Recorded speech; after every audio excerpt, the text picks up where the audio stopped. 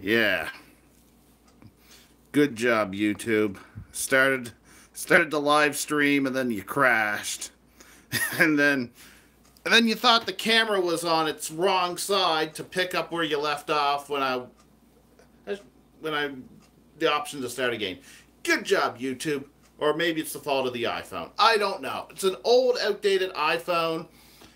And I think it's set up kind of crooked. But who cares? Who cares? Life is crooked. Alright, so I'm now actually live streaming.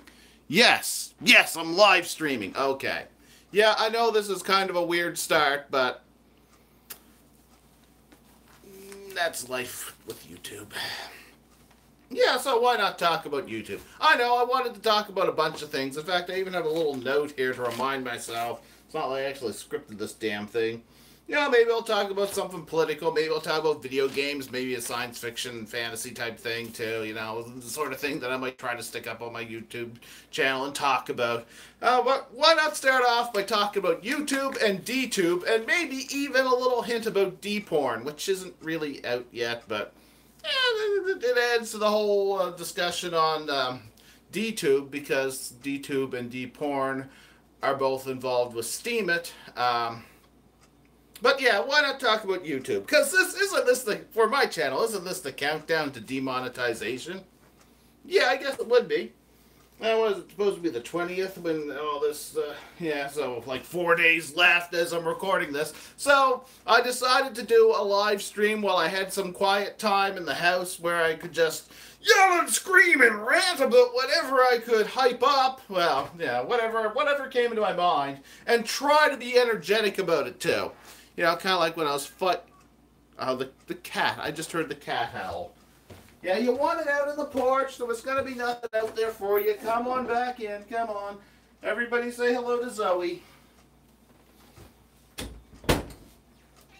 Meow. Anyway, I was going to talk about YouTube and DTube, and here comes Zoe. What do you think, Zoe? Whoa, yeah. She's kind of an old cat. She's not always comfortable being picked up. You say hello to the camera, Zoe? Huh? Will you? Will you? No, you don't want to. Okay. You're just wondering what the human's doing. You're just wondering what the human's doing. Oh, you're purring. You're happy to be picked up. Yes, oh, happy cat, happy cat. All right. I don't know if that... You know, that might actually make for better viewing than what I originally had planned. And when I think of the cat named Zoe, I think of Zoe Burger, whom we did not name the cat after. The cat was named by neighbors, and I don't know, the cat. I don't think the cat's actually older than Zoe Burger, but I'm pretty sure Zoe Burger wasn't popular yet at the time then. Anyway, back to the story. Or what was it? Oh yeah, I was going to talk about YouTube and DTube, and then I got sidetracked. But isn't that what I do? I'm also going to try and keep my energy levels up. You know, I don't want this to be one of those videos where I'm going, I don't know what I want to say next. So, I'm not sure. Should I go with one of my favorite all-time flavors, Mean Bean, which shares Dr. Robotnik's Mean Bean Machine, which is the best puzzle game ever produced? Or should I go with the bigger can that's shaped like a battery? I love that. I love these cans that are shaped like a battery. Should I fill myself with this heavily caffeinated beverage to keep my energy levels up, because I'm going to do a live stream and just kill time in front of the camera, coming up with whatever crap. And the cat, one of the cats is... Stop picking at that. Don't pick at that. Different cat, doing something they shouldn't have been doing. Alright. I'm back. I'm actually thinking, you know what, I'll open up this son of a bitch here, because this is special. I love these big-ass cans. Yeah. Big ass cans. And the thing is, if you read on them, the can has more in it than I think what they recommend your daily dosage being. Yeah. I remember the first time I had one of these cans. Well, I had similar beverages and similar cans, and it was all great. I think Jolt was the first one, and it actually even had a plus sign on top of it, so it really looked like a battery. And, you know, it was an energy drink, Jolt, you know. I think it was Monster, or it might have been a similar brand that had a similar can. I remember drinking it and thinking, I feel real energized today. Normally these energy drinks barely have an effect on me. Then I looked at the can, because it was almost finished the can, and it was like, oh wow, the can itself, the entire can, is more than what they recommend being a daily dose. Anyway, alright, let's pull the plastic seal off this thing. And I like Monster energy drinks. I'm not somebody that really says, well, that's the brand name I have to get. You know, I don't really recommend rigid brand name loyalty. But you know what? Monster Energy just kind of interests me ever since some people on the internet started to say it was satanic. And although I have no special interest in Satanism, I do, however, find things that get crazy Christians upset. I find that stuff interesting. So as an added bonus, if I'm going to pick, what do I want? Monster or Full Throttle or Rockstar? I'll go with Monster. I don't know. It was just kind of like, you know, it just started to amuse me. But anyway, all right. I'm going to make sure I'm energized. Gotta keep gotta keep your mitochondria all powered up. Yeah. Get them so powered up, we'll turn into midichlorians. That's a rant for another time. Yeah. And it's winter, so my skin is really dry, so every now and then I do that because my lips are feeling dry, my skin's kind of dry, but hey, my skin dries out, but I still get acne. And I'm pretty much 4 decades old, and, you know, I'm still getting acne. Still can't escape the atmosphere that's so damn dry, though. But anyway, yeah, I was going to talk about YouTube and DTube, and okay.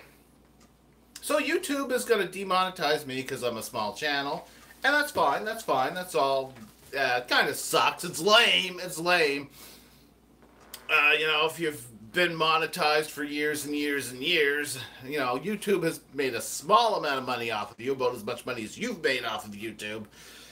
I've never pushed for subscribers because I have such an oddball mix of things. Like half the time I use my YouTube channel kind of like an Instagram account that focuses on video, you know, or a Facebook photo album, except the focus is on video, although Facebook does a lot of video now too. But, you know, basically I've been, you know, just kind of like little random things from my world that I wanted to stick up on the internet, and maybe then I might share them on Facebook or something like that. Like, there was a lot of stuff like that. That's been a large part of my channel. But sometimes I'll talk about video games, and even a few times political things, sometimes basic automotive repair or maintenance or pretty minor stuff, but, you know, just an oddball mix of things. So it's like, would somebody who watches one of these videos be interested in another one of those videos? Probably not, but if you want to subscribe, hey, I do appreciate that. But, you know, I never really pushed for subscribers. I never asked people to subscribe until now. Now I'm like, yeah, please subscribe and make YouTube acknowledge this small channel and every other small channel. Just subscribe to them all, because it's kind of like YouTube kind of like allowed a lot of people in to become partners at one point. They made it easier to become a partner at one point, but it wasn't actually easier to make a serious amount of money. It was still incredibly, yeah, most of the popular people were already established. It was kind of hard to get in, and successful still. But, you know, it was like you get a little bit back for the videos you make and publish, and it was kind of like an incentive to spend time on YouTube. It really was. It encouraged you to watch other content creators, and of course when you watch their ads, the ads that are put on their videos, they make some money and YouTube makes some money at the same time, and everybody wins. And then they're like demonetizing the smaller channels. So I'm sure a lot of people are thinking, nah, damn it, why did VidMe have to go out of business when YouTube pulled the latest thing where they're demonetizing the smaller channels? And And then I noticed the Amazing Atheist. Well, T.J. Kirk. I always accidentally call him the Amazing Atheist before T.J. Kirk loads in my brain, because I've been watching him probably since the earliest days of YouTube. And I usually like his stuff. You know, he posted something about that he was going to start uploading to DTube, and I'm like, what's DTube? This is interesting to me. And so I looked into DTube, and so I'm also uploading some stuff to DTube, which is, you know, gives me a chance to think of, you know, which do I like better, YouTube or DTube? And they both have their pros and they both have their cons. But you know what? Anything against DTube, it's still in its developmental stage, so things could improve. I mean, as good as it is now, you'd expect things to get better. Even Steemit, not the channel, but even Steemit, the blockchain, I feel as though there should be a word after blockchain to describe the way I want to word what Steemit is. But basically, Steemit is the place where you go. That DTube is like something that uses Steemit to function, and the proper words are not loading in my brain to explain this really well. But basically, Steemit is a site out there you can go to. You can make money off of your posts. You can blog, and you can upload pictures and stuff like that, and make money off of it based on upvotes. And you can put money into the system to make yourself more powerful. It works all with cryptocurrency, though. You can give yourself Steam power. You can earn money off of people upvoting your stuff. And DTube is kind of like, I don't even know if application is the right word, but DTube is basically something that came along and uses Steemit for it, and the actual videos that you upload to DTube actually go to a different site than the blockchain, though it uses the blockchain to organize and technical stuff that I could be even explaining badly wrong right now. But it's something similar to a torrent. They said that is how the video files get organized and stored elsewhere. That your actual page that you load everything off of, though, I think is on the blockchain, the Steemit blockchain. And okay, you know what? Describing this is probably not going to give people the proper picture of what to do. But basically, DTube is something that uses something else called Steemit, and it looks a lot like YouTube, and you can upload your videos, and you can make money there. And they're not going to say to you, well, you're a small content creator. We're not going to give you a chance to earn anything off of this. You know, as soon as it might take you a while to set up your account. It might take Steemit a few days to approve whatever process to go through to make your account. You have to sign up with Steemit. Then you kind of activate your DTube thing. You go to DTube and you use a bunch of passwords, and I'm awkwardly rambling my way in through this, but basically sign up for Steemit, then you do your DTube stuff, you have DTube, and you're on the site, and then you can upload your videos. And if you go there with a fan following that you already have, a big fan following, you'll probably make money right away. And if you don't have a big fan following, well, you know, it's a new site, so you might want to get on there and be one of the pioneers on that website, assuming it's going to be successful, and I kind of do assume that. So basically, YouTube, well, you know what it is. It's a website where you can upload your videos, you can search for other videos. It's like the second largest search engine on the planet is just people going into YouTube and searching for videos, apparently. I don't really know all the details on that statistic, but I heard it from enough sources that I believe it. So YouTube, hugely successful, hugely omnipresent, and a lot of people are really frustrated with everything from the way YouTube handles censorship to how they handle monetization. And personally, I'm not making a living off of YouTube, so if they screw over, you know, how I'm monetized, it's not really going to hurt me. Though I have made money off of my videos in the past, and let's just say I actually did get a payment at a time when I was like completely out of money, and I needed money to get through, and whether or not I could afford enough gas to get to work was going to be an issue, because just because you don't have money doesn't mean you don't have things you have to spend money on. And I got a YouTube direct deposit right at a time when I was like, I absolutely needed that. I wasn't sure how I was going to get through to the next paycheck. And, stuff like that can happen when you don't have a lot of money. So, you know what?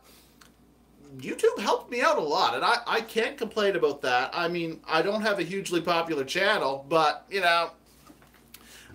I am just doing a live stream, because I don't even, when they demonetize me, I actually don't know everything that's going to happen to the channels that get demonetized. Will I no longer be able to live stream? I don't know.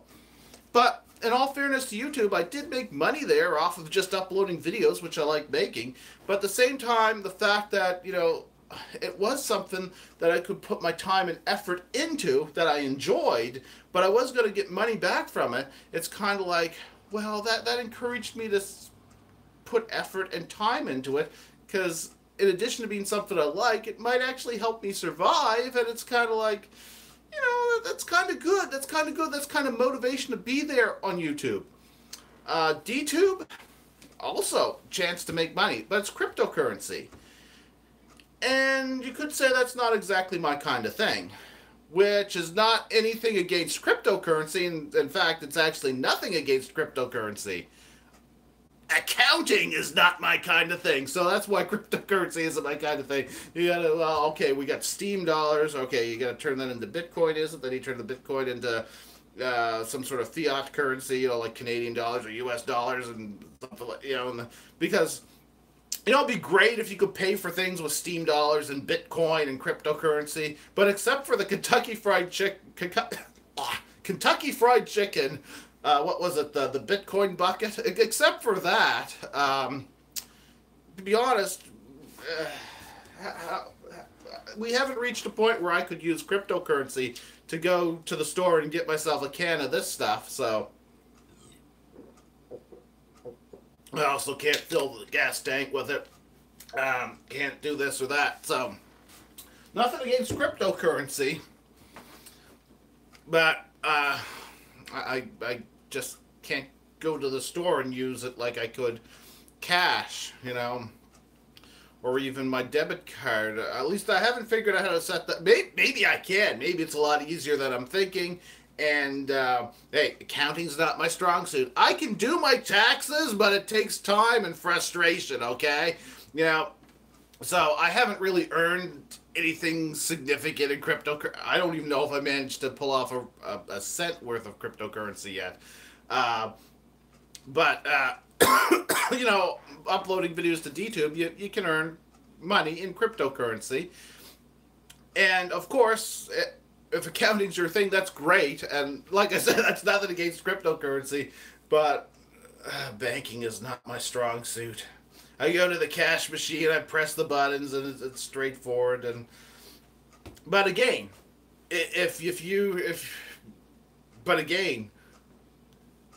cryptocurrency's probably going to be something.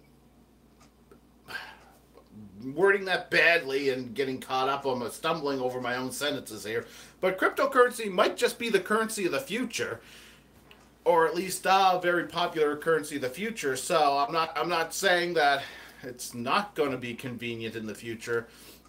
I'm just saying that there is that downside of if I ever earn anything that I could turn back into money,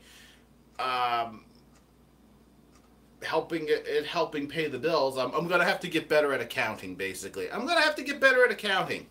So there's that. And how much time did I spend stumbling over my own words trying to describe that? Okay, yeah, we're almost 20 minutes into the video, 19 minutes and 10 seconds. Okay, so basically, if you're good at accounting and you're up for turning cryptocurrency into dollars, then perhaps Steemit and DTube might be even better for you than YouTube.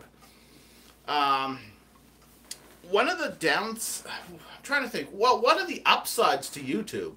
despite this, despite the fact I've just talked about how YouTube just up and demonetized people, and so many people who have made their living on YouTube are now finding it hard to make their living on YouTube, despite that,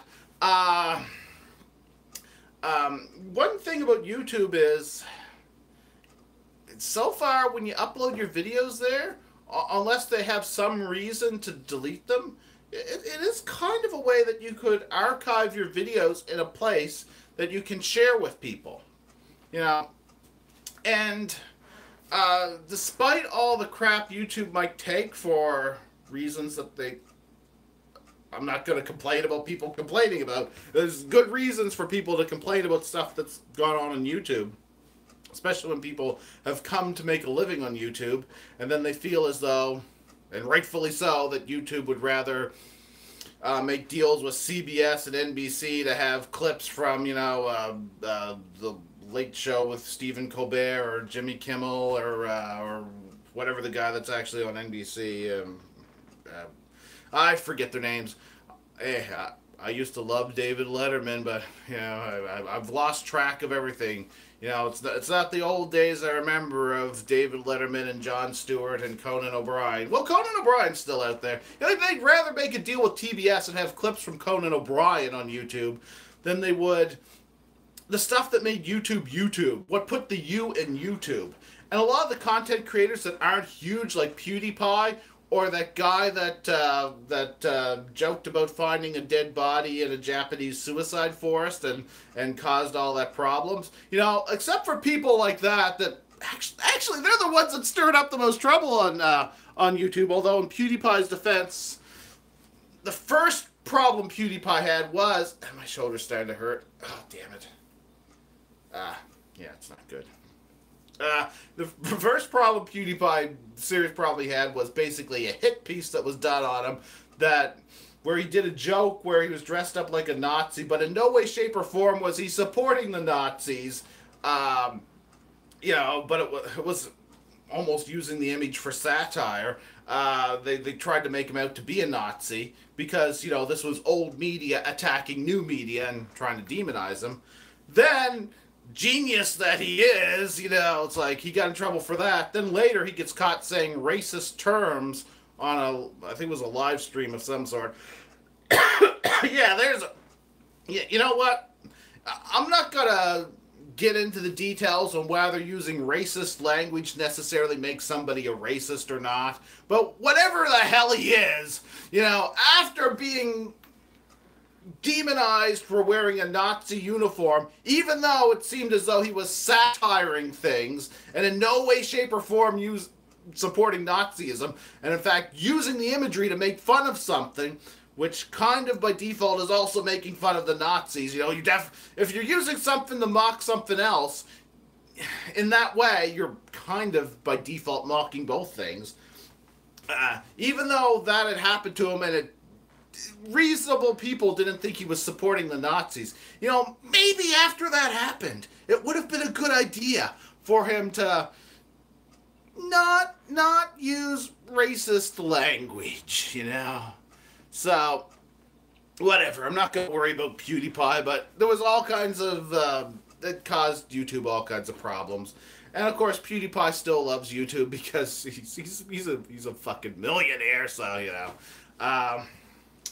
yeah, he's a fucking millionaire. Success from YouTube, so, you know, I'm sure whatever problems he gets in, he's always going to love YouTube. But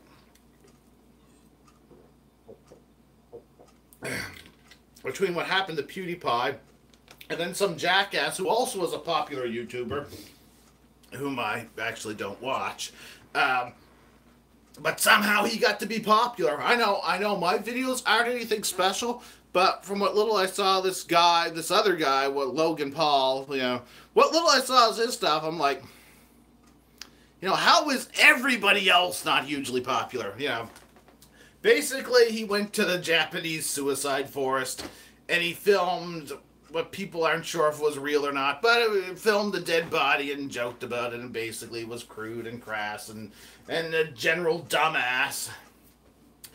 And then we had another little miniature adpocalypse inside the giant adpocalypse that's always going on, because advertisers are always going to try and pull out of YouTube for whatever crazy reason, because they're basically big business, and old media is big business, and old media doesn't like new media taking over and replacing it, you know. So I'm sure old media would kind of be happy to keep YouTube making deals with CBS and ABC and having, you know, clips of Jimmy Kimmel and Stephen Colbert officially licensed on their channel, and both sides making a little money off of it. I'm sure that's what old media would really like YouTube to be used for, and not a way for, you know, smaller content creators or even independent content creators that are hugely successful to catch on and draw attention and time away from, you know, their chance to make a few cents off of somebody viewing an ad, you know. But anyway, you know, the advertisers freak out and crazy shit happens on YouTube.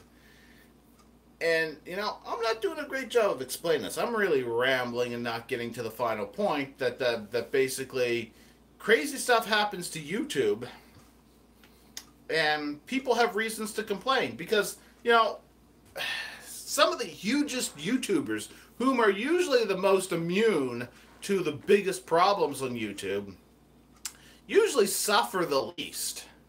Now, personally, in my opinion, the perfect example of a success story on YouTube would be TJ Kirk, the Amazing Atheist. I think it was his video when he got his million subscriber button, or got a million subscribers or whatever. His million subscriber video. When he described, you know, how he wanted to be, it was either a rock star or an author, and in high school, like, he was in a really shitty environment at high school, and, you know, that's what he refused to play by their rules. The way they treated him turned him kind of against things, and one of his teachers was like, "Oh, my tax dollars will be paying for your trailer." Like, you go look for his videos, find his million subscriber video. I forget exactly what it's called. It's a great story. And, you know, and he ended up making more money than that teacher who, on his career on YouTube, he was making more money than that teacher who, you know, basically said, "Oh, my tax dollars will be paying for your trailer," or something like that. You know, basically people saying he's not going to make anything of himself. And obviously he was doing better then than they are now. Although it wasn't long after that, all this adpocalypse bullshit started going on, and then he wasn't making that much off of YouTube, though I assume he's still doing fairly well off of Patreon and other sources. But I thought he's the perfect example of a YouTube success story, because, and he's also a perfect example of what's wrong with YouTube. Not that there's something wrong with him per se, but how YouTube handled him. Because I remember some of the first videos I watched on YouTube that weren't just recycled clips from Politically Incorrect from years ago that somebody uploaded. You know, one of the first YouTube vloggers, one of the first YouTube video loggers that I watched or followed was TJ Kirk, back when he was known as the Amazing Atheist. And lots of us watched him. And he made a career of it. He was with YouTube pretty much from the start. And he reached that point where he was making more money than, you know, the teachers and authority figures that when he was younger that basically said he wouldn't make anything of himself. To me, that's like the perfect example of a YouTube success story. And, you know, he did it by making his own content, saying his own thing, you know, just doing whatever. And, of course, the perfect example of what's wrong with YouTube was, if you watch any of his videos complaining about YouTube, it's like, when you go from what he was to, it's like, well, now he's making his money off of Patreon and, you know, the support from the fans and so forth. You can see how a lot of the content creators that are definitely larger than myself are apathetic about YouTube. But someone who just makes the stupid little videos that I make, you know, I'm not going to get to his level of success, but he managed to make a full-blown career out of it. And, you know, that's pretty impressive in a way. So when people complain about YouTube, yeah, they managed to make a career out of YouTube, but then YouTube kind of turned on them. And when advertisers, when controversial things were found on YouTube, which was the most minor, obscure, like, it wasn't like the most common thing, but when these problems were found on YouTube, like supposedly hate videos or terrorism recruitment videos, like something that's rare, and the rules were already in place to get rid of that stuff, and an ad or two actually ended up playing on this stuff, it's like, okay, the advertisers knew that they were advertising on a platform that would have just about anybody putting up videos. They knew what they were in for. And why would they do that? Well, they're not actually supporting the videos, that the individuals. They are kind of, you know, money and all that, but they're not actually stating that they agree with these videos that they don't even know what they are. They basically want eyeballs on their ads. They want views. You know, they want people to see the ads. And when you have a platform with both good content and a little bit of bad content in there, when you're a soulless corporation that just people to see your ads so you can sell them your shit, deep down inside, they're not really worried. You know that they're not really worried about a Coke ad being on a Nazi video or something like that. I think that was the metaphor that T.J. Kirk had used. Something about, but don't Nazis drink Coke too, or something like that. But no, they're not actually worried about that. But they're letting themselves get caught up in, you know, this hype, this anti-new media hype, which it's obvious bullshit, but they're obviously in this place where they want people to see the ads, and at the same time they kind of don't want to be in a controversy. So as soon as something comes up about YouTube, they're kind of like, oh, well, we're pulling our ads from YouTube because we don't want to look bad in the eyes of, you know, stupid people. But the thing is, what YouTube, in my opinion, should have said, and I think a few other people have commented on this, though I haven't heard this enough, is what YouTube should have said to all these advertisers that pulled out. It's like, okay, if you don't want to advertise on us, yeah, there's risk of stupid people getting mixed in with everything else. There's risk that there's going to be shitty things happening when you have all of the world has access to this. When that happens, yeah, there's a risk that your ads are going to make content with something really horrible. But that's a very low risk. And on top of that, don't you want the views? Do you really want your competitors to be the one that all the world is seeing on YouTube? Because what is it, like half the world has access to the internet, like half the population of humanity, and a good huge portion of people on the internet have used at some point YouTube. You know, it's like one of the most successful websites out there. You know, it's like if General Motors is like, oh, I don't want people to know that our ads are on YouTube because somebody did something bad on YouTube. You know, if General Motors wants to be like that, the thing that, in my opinion, YouTube should have said to them, it's like, look, we're trying to get rid of those bad videos, but you know what? Business as usual for the most part. You don't want your ads here. Okay, yeah, we're going to lose some money now, but maybe Ford will want to put ads here, or maybe Chrysler will, or Toyota, or Hyundai, or Honda, or Volkswagen, because whichever one of you guys puts your ads on YouTube first,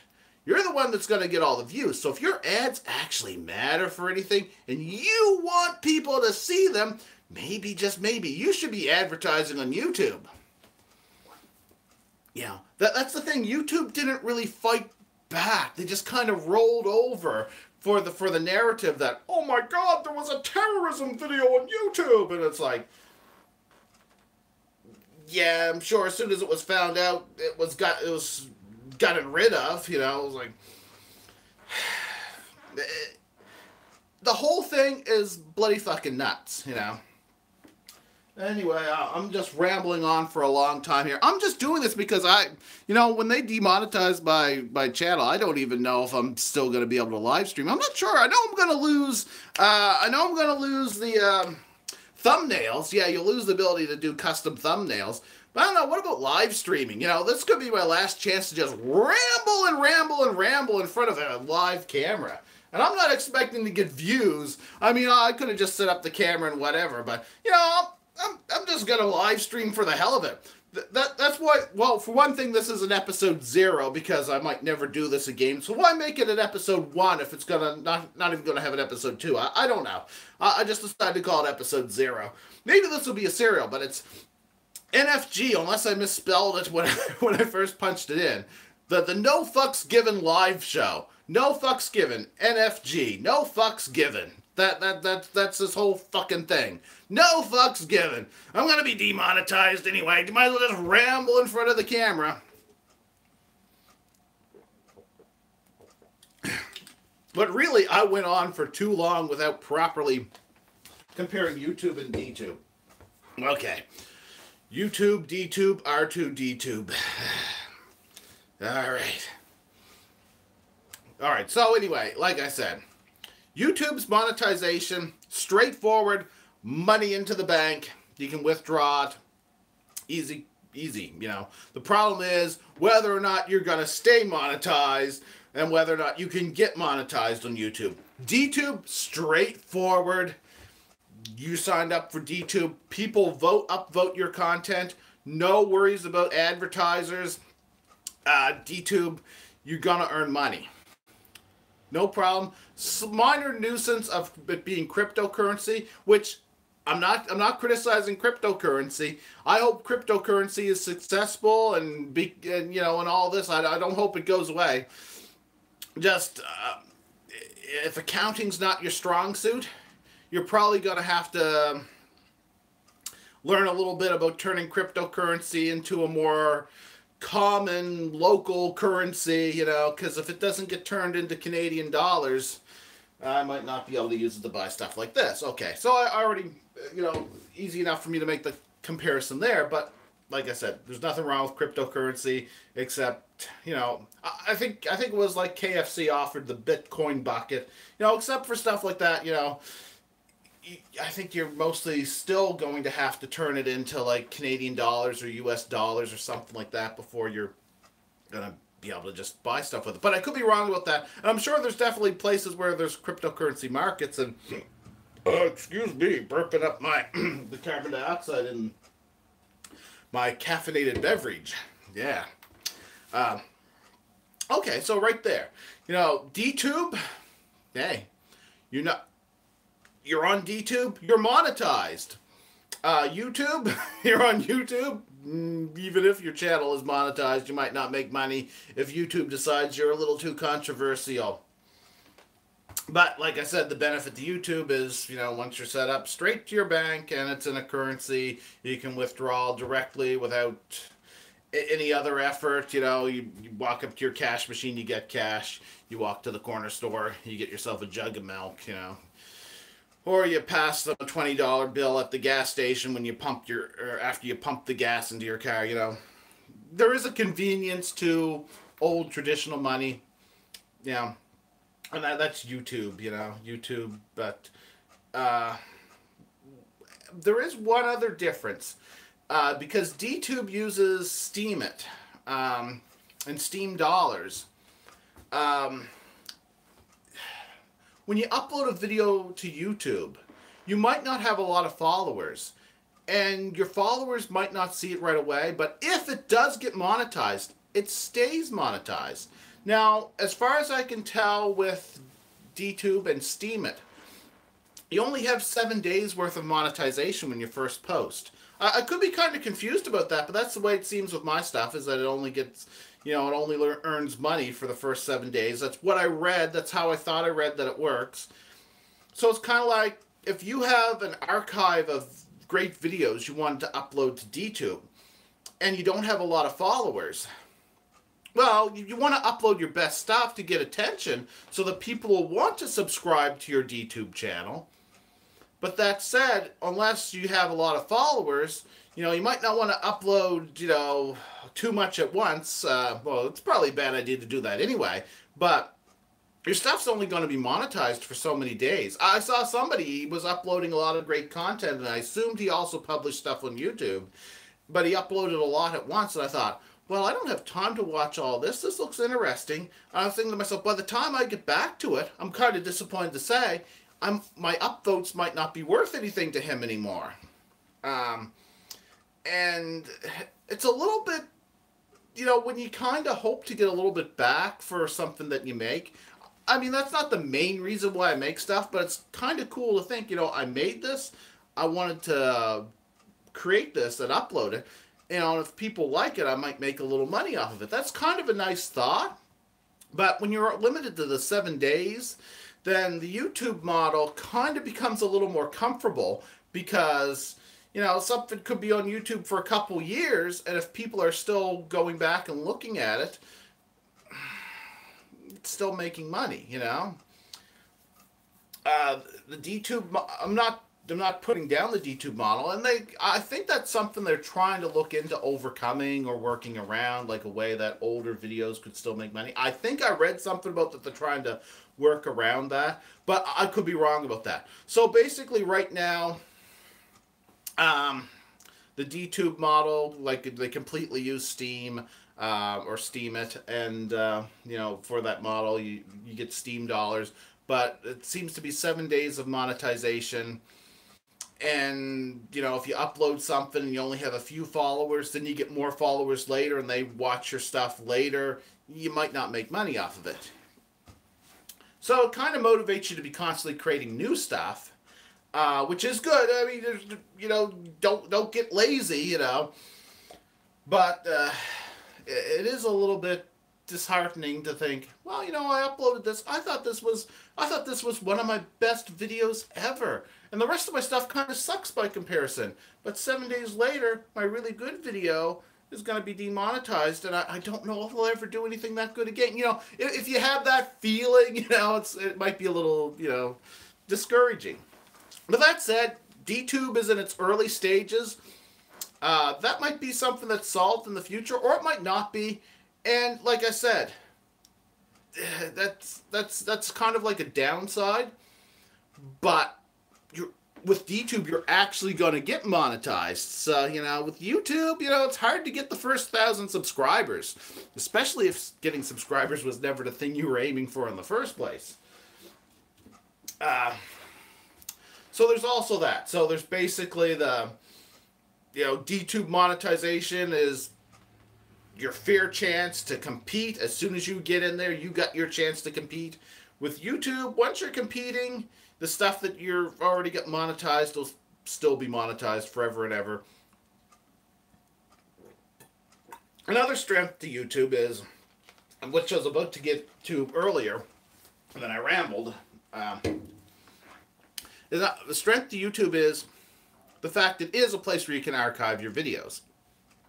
In the early days of YouTube, the resolution was limited, the length of the video was very limited, and YouTube kept, as they got more and more advanced and they got more and more resources, they kept improving that. Higher resolution, longer videos, and, I can just keep live streaming, and I've been going on for, holy crap, it's 43 minutes and 20-some seconds. Wow. You can just kind of keep going on and on and on in a live stream.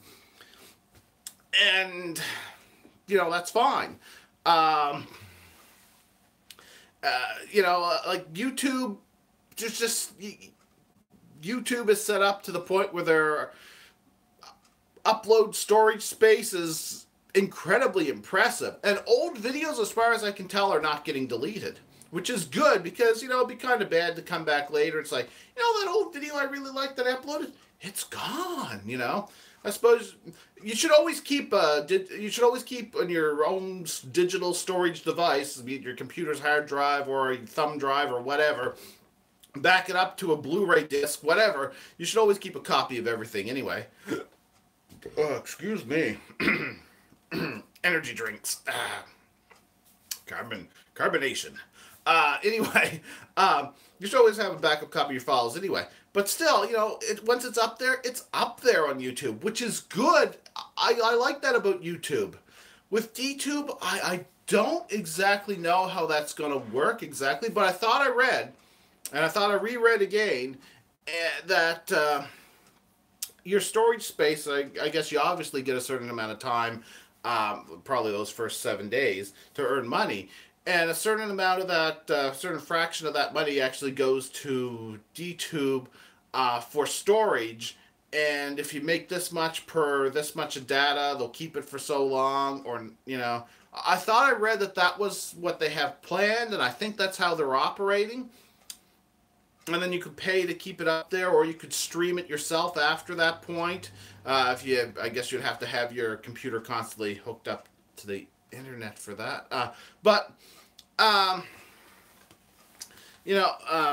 So what I read is, I don't know how DTube is going to be set up in the long run, but it kind of looks like your videos might not be up there forever. And I was watching somebody's videos, political porno, which I recommend. Very attractive, very arousing. Yeah, it's porno, political porno, and she talks about politics. You know, one of the first videos I noticed was she was talking about Jill Stein, and she had me aroused at the name Jill Stein. Yeah, interesting. Brings up interesting political topics, and we shouldn't always be just in an echo chamber. But I do happen to find her political views agreeable, so maybe that's another reason why I like listening to it. Or maybe I'm just there for the porn because very attractive. But political porno. I was watching some of her videos, and when I went back to see if there were new ones and whatever, or rewatched one of them, I noticed one of her earlier ones, which was a really good one, had disappeared.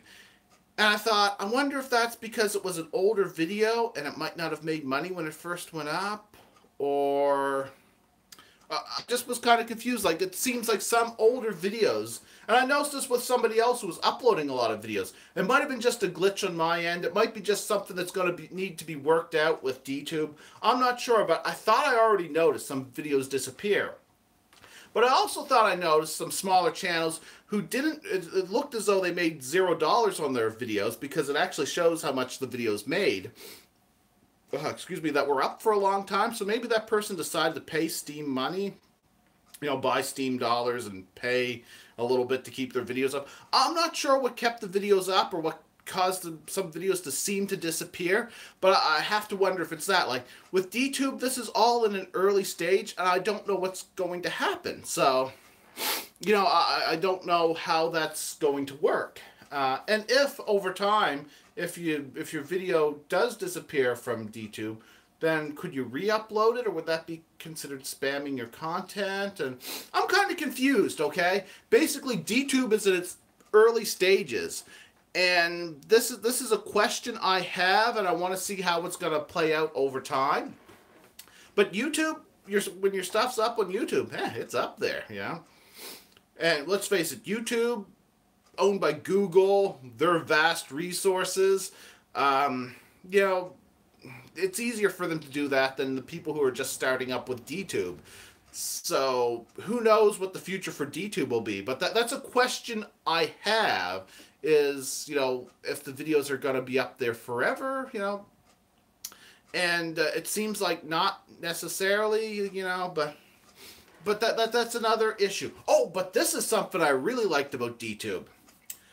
Well, first, the problem with DTube. YouTube has this problem too. Sometimes, just sometimes, and a lot of it's my internet connection, because my internet connection kind of sucks. It's high speed. It's good enough that it's high speed, but it's classified as high speed. But it's high speed. They named this type of internet high speed back when normal speed was dial-up. So, yeah. So, my high-speed internet isn't necessarily very high speed. So anyway, my internet, not the best connection. So, of course, YouTube videos every now and then won't load as fast as you would want. The same thing with DTube, but I noticed DTube has more trouble. which is something I suspect they will fix with time. But it's often a little bit slower. I'll get a couple seconds that it'll freeze and get a couple seconds that it'll freeze often. Not always, but that actually happens a lot more for me on DTube than YouTube. And I don't hear that as a major complaint, so I think my internet connection probably plays a role in it. But as much as my internet connection plays a role in it, I don't have that same problem on YouTube. So while connection speed, I seem to get a better connection speed for YouTube, which is a point to YouTube. But a point for DTube is, one time I just tried right-clicking on the video to see if there was some sort of option I could play around with.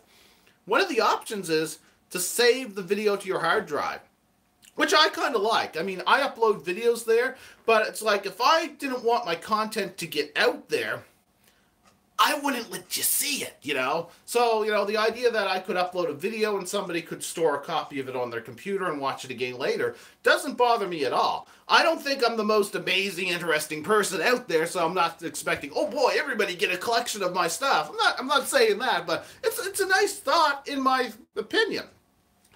And sometimes when I'm watching a video, and if I'm having trouble buffering, you know, like it plays for a couple seconds and freezes, plays for a couple seconds and freezes, sometimes I'll just say, all right, screw it. Right-click on it, save the video, watch it back as a video file on my computer, and since they make the money off of upvotes instead of time watched and ads that pop up, I'll still upvote the video.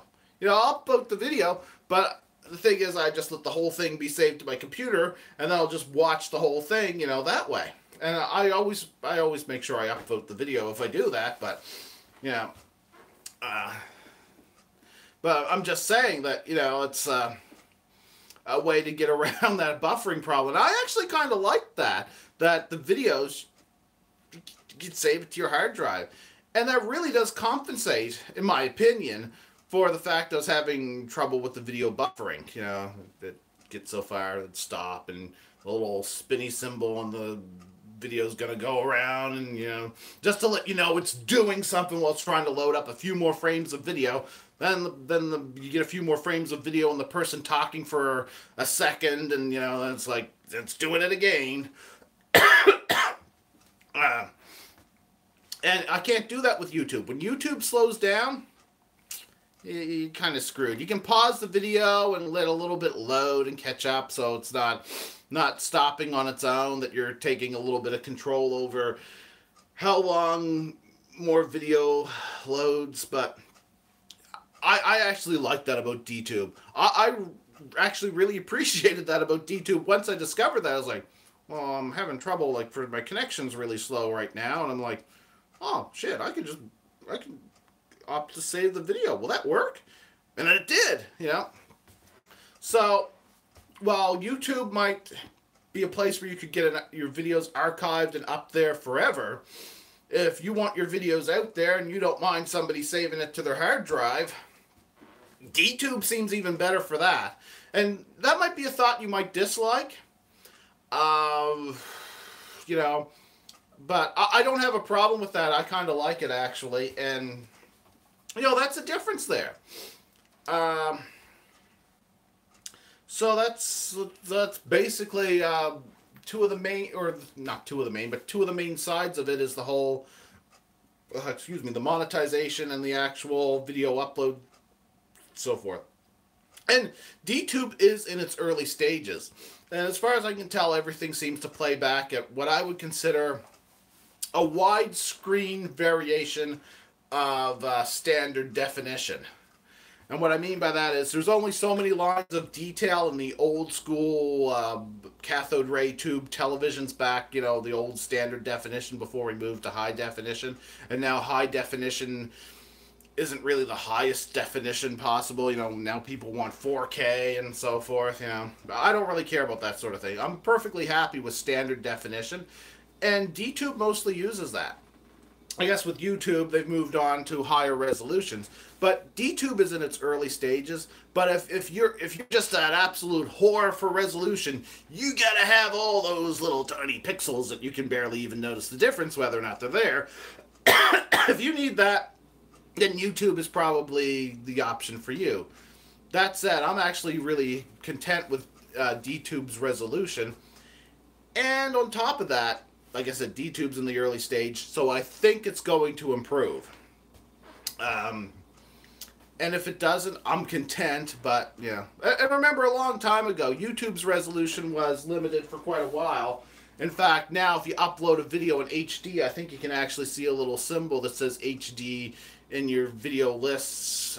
Where is it that it says that? It's not in the regular feed, but, you know, it's like, that was because early on, like, a lot of videos weren't HD, and then all of a sudden it was an option, you know, to upload HD videos. And I am fairly content with the quality that DTube plays the videos back at, except for the fact I've had some problems with connection speed. So basically, DTube feels like YouTube in its early stages. And while I mentioned you can only really make money on the videos for like 7 days, it seems as though there's more potential to get started on DTube than there was on YouTube.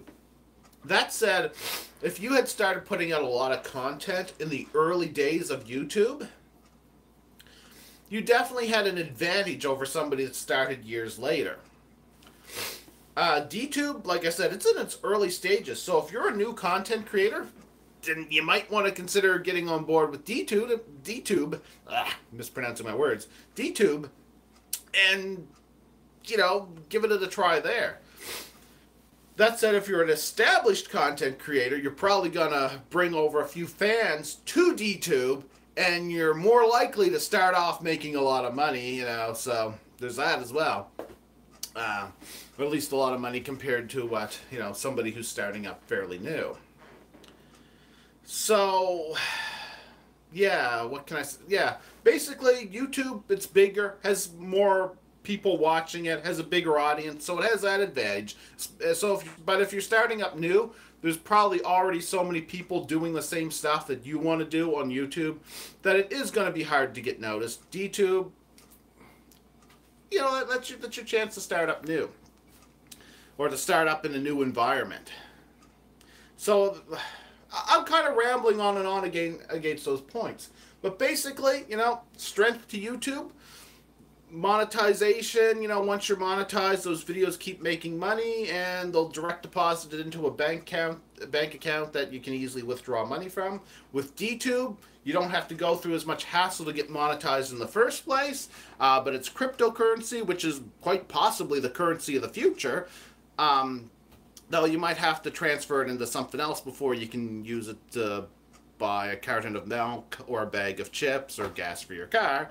Though, like I said, apparently Kentucky Fried Chicken is offering the Bitcoin bucket, which I'm not criticizing them for doing that. I just find it kind of funny that one of the first things, you know, one of the first mainstream products is the Bitcoin bucket. I don't know. I'm not sure why that's amusing to me. It just seems kind of odd. I mean, hey, Kentucky Fried Chicken, you know, those herbs and spices are good tasting herbs and spices, so, you know, why not?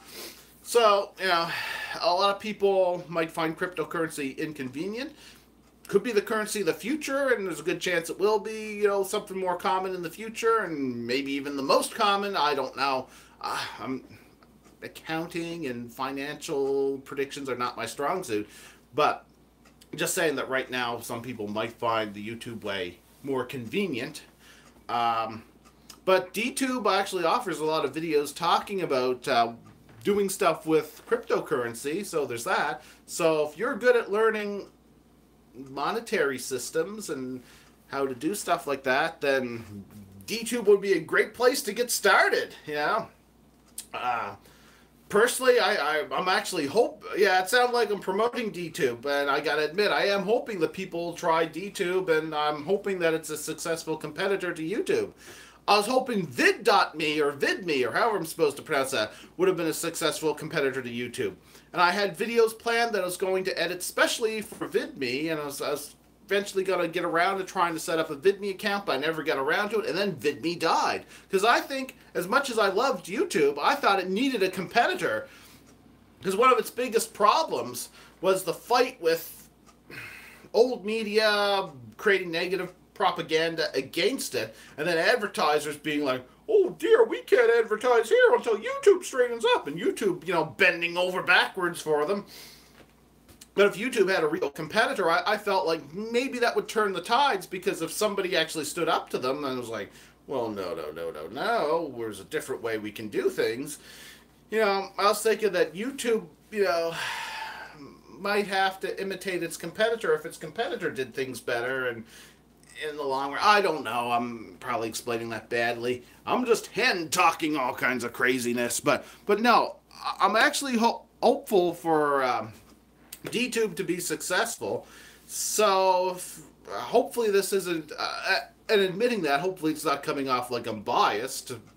Although, to be honest, when YouTube decided they were going to demonetize small channels, I was kind of like, oh, well, for fuck's sake. I mean, you know, I was like, it was like really? You're going to pull that stunt? I mean, it's not the biggest deal. I mean, you know, I got a job that makes more money than I ever make on YouTube, but at the same time, it's kind of like, it was kind of like a middle finger to the smaller content creators, especially if they've been on here for years and they haven't pulled a stunt like Logan Paul did, and he's like one of their big successful guys. That's not even me hating on Logan Paul. I'm not really that interested in Logan Paul, but Logan Paul is a name that everybody says, and when they need to complain about somebody, because Logan Paul things all the Logan Paul to Logan Paul adpocalypse Logan Paul. Yeah, whatever.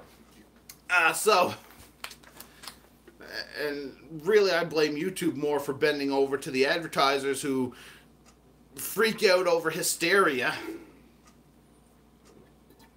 Because that's the thing about hysteria. It's hysteria, you know. Calm the fuck down and set the course properly. I don't know. So, like I said, what's something else I could comment on about DTube and YouTube? Well, YouTube, like I said, YouTube, your stuff is up on YouTube forever. DTube, that's fairly questionable, but DTube you can download directly to your hard drive, which definitely makes up for slow connection speeds, and YouTube, that's not an option, you know. DTube, you know, uses cryptocurrency, probably the money of the future. YouTube, you know, does what's easier right now, but, you know. I remember something TJ Kirk said. He says he described when one of his videos, which I recommend looking for his videos on the subject. He described YouTube as lawful evil and DTube as chaotic neutral. Yeah, yeah, I could picture. I don't know. I don't like to. I don't like to go full-blown evil on YouTube, but they are selfish enough. Yeah, they did screw over enough content creators that had come to rely on the place as a job to the point where, yeah, I could picture the evil, definitely lawful, and I could definitely picture the chaotic for DTube, and kind of neutral, but I don't know, there's something about the way that DTube, I can't help but think of it as good too, but then again, maybe, you know, maybe it is more self-interest, which is neutral than good, because, you know, there is a self-interest in sharing, but, you know, the fact is it's set up so that anybody can make money off of it. But then again, that's a motivation for people to come and use the platform, so the platform itself can make money. So I don't know, good or neutral, I don't know, but yeah, on the scale of good and evil, I'm definitely leaning towards more good on the side of DTube than YouTube, so. So perhaps neutral. And I am very well caffeinated, and my bladder has... So, what should I do for this video what's this do here? Alright. Somewhere here. Alright. Alright. Yeah, we got dance party going on. Yeah, okay. That's kind of boring. All right. How about you watch some bubbles? Watch some bubbles while I go to the bathroom. I don't know what to do. I just want to keep live streaming while I can. So I'll be back. And nobody's watching anyway, but I want to get a live stream out there. I've got less than 200 subscribers, so I mean, who's even going to notice this? Anyway, I just wanted to do a long live stream while I can. Maybe I'll still be able to live stream after I'm demonetized. I actually haven't really followed the rules on all the things YouTube is going to change, but since it's a countdown to demonetization, only 4 days left till demonetization, I just wanted to do a no fucks given rant and ramble in front of the camera. So watch some bubbles and I'll be back in a moment after this bathroom break. And really, with television, wasn't one of the great things about commercials on television as a reason or a chance to go to the bathroom? Wasn't that great about television? Of course, now with YouTube and Netflix and so forth, you can just press pause. But, I'm going to the bathroom.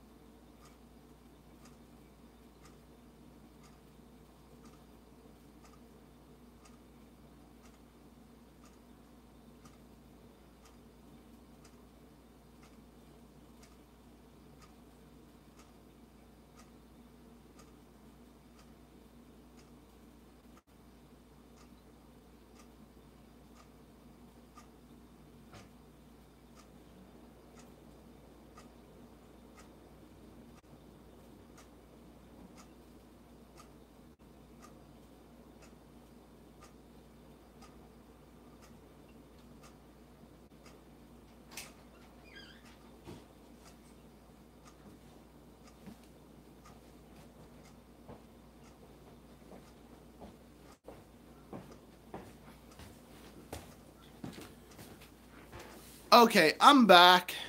Oh, the bubbles. When I moved in, did that cause the bubbles to react? Oh, shit, it does. Cool.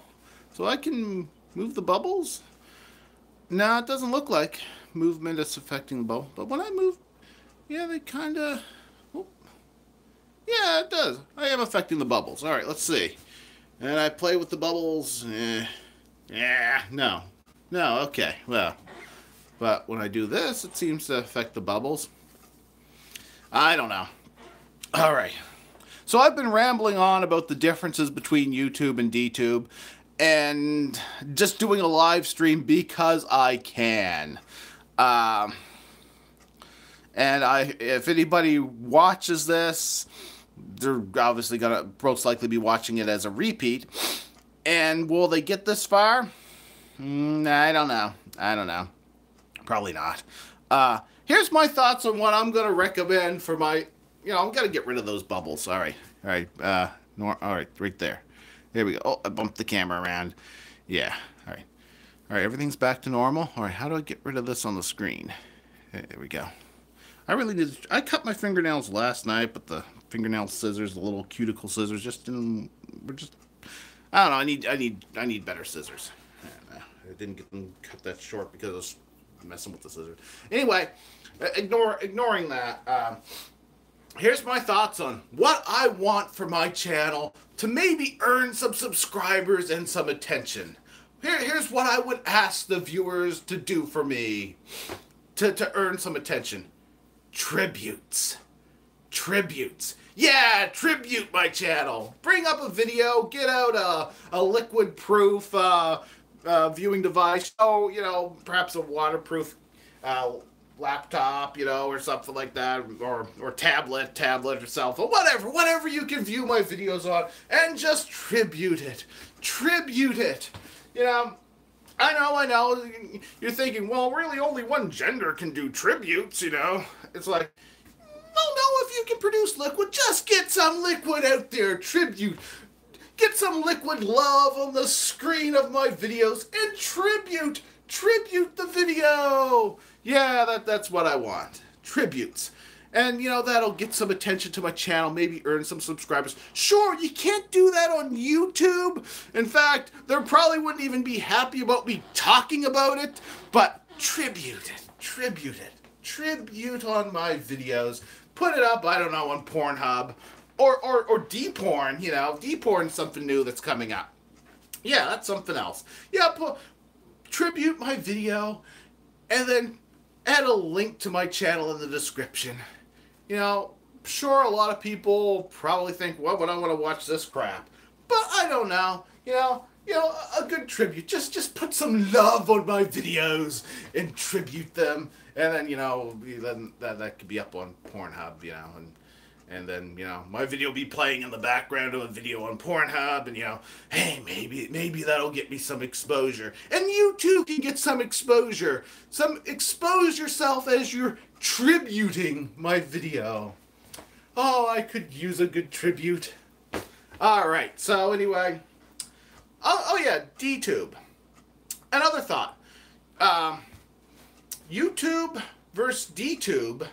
Well, D-porn. Advantage to DTube over YouTube. You label something not safe for work, which is their basic way of saying this might have adult content. You might not want the wrong person to see you watching this in the wrong place in the wrong time. You know, professional environments, you might not want, you know, this being shown there. You know, label something not safe for work, and you can put up some real hardcore adult content on DTube. Well, YouTube's like, no, we can't have that. And to a degree, I can kind of understand where YouTube is coming from. Because if they were like, yeah, put whatever you want up here, it would just become a complete porn site. Which I do not have a problem with, by the way. But that said, it wouldn't be YouTube anymore. But then again, you know, not safe for work. You know, DTube's still pretty good for the non-adult content. Plus, you click on the option to see the not safe for work stuff. Great. Then you also have some pretty cool adult content as well too, which is cool. The only problem I have, and this is something I'm sure is going to be fixed, when you click on not safe for work to have it viewed, every time you refresh or open up a new tab, that turns off. And you're no longer able to view adult content unless you go and reactivate not safe for work content. And you end up doing that a lot and over again.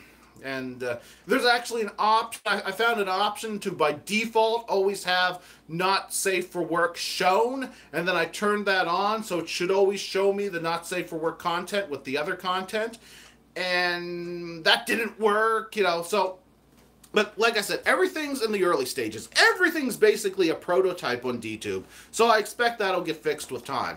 But also using the Steemit blockchain and probably their own separate video server is D-porn. D-porn is coming to Steemit, and it's you know, if you're logged into DTube with your Steam account, you could probably use that Steam account to log into D-porn, which is coming soon, and they even have their own cryptocurrency, Porn D, which is going to be completely based around not safe for work content, or what I always used to just call adult content, or porn, good old porn.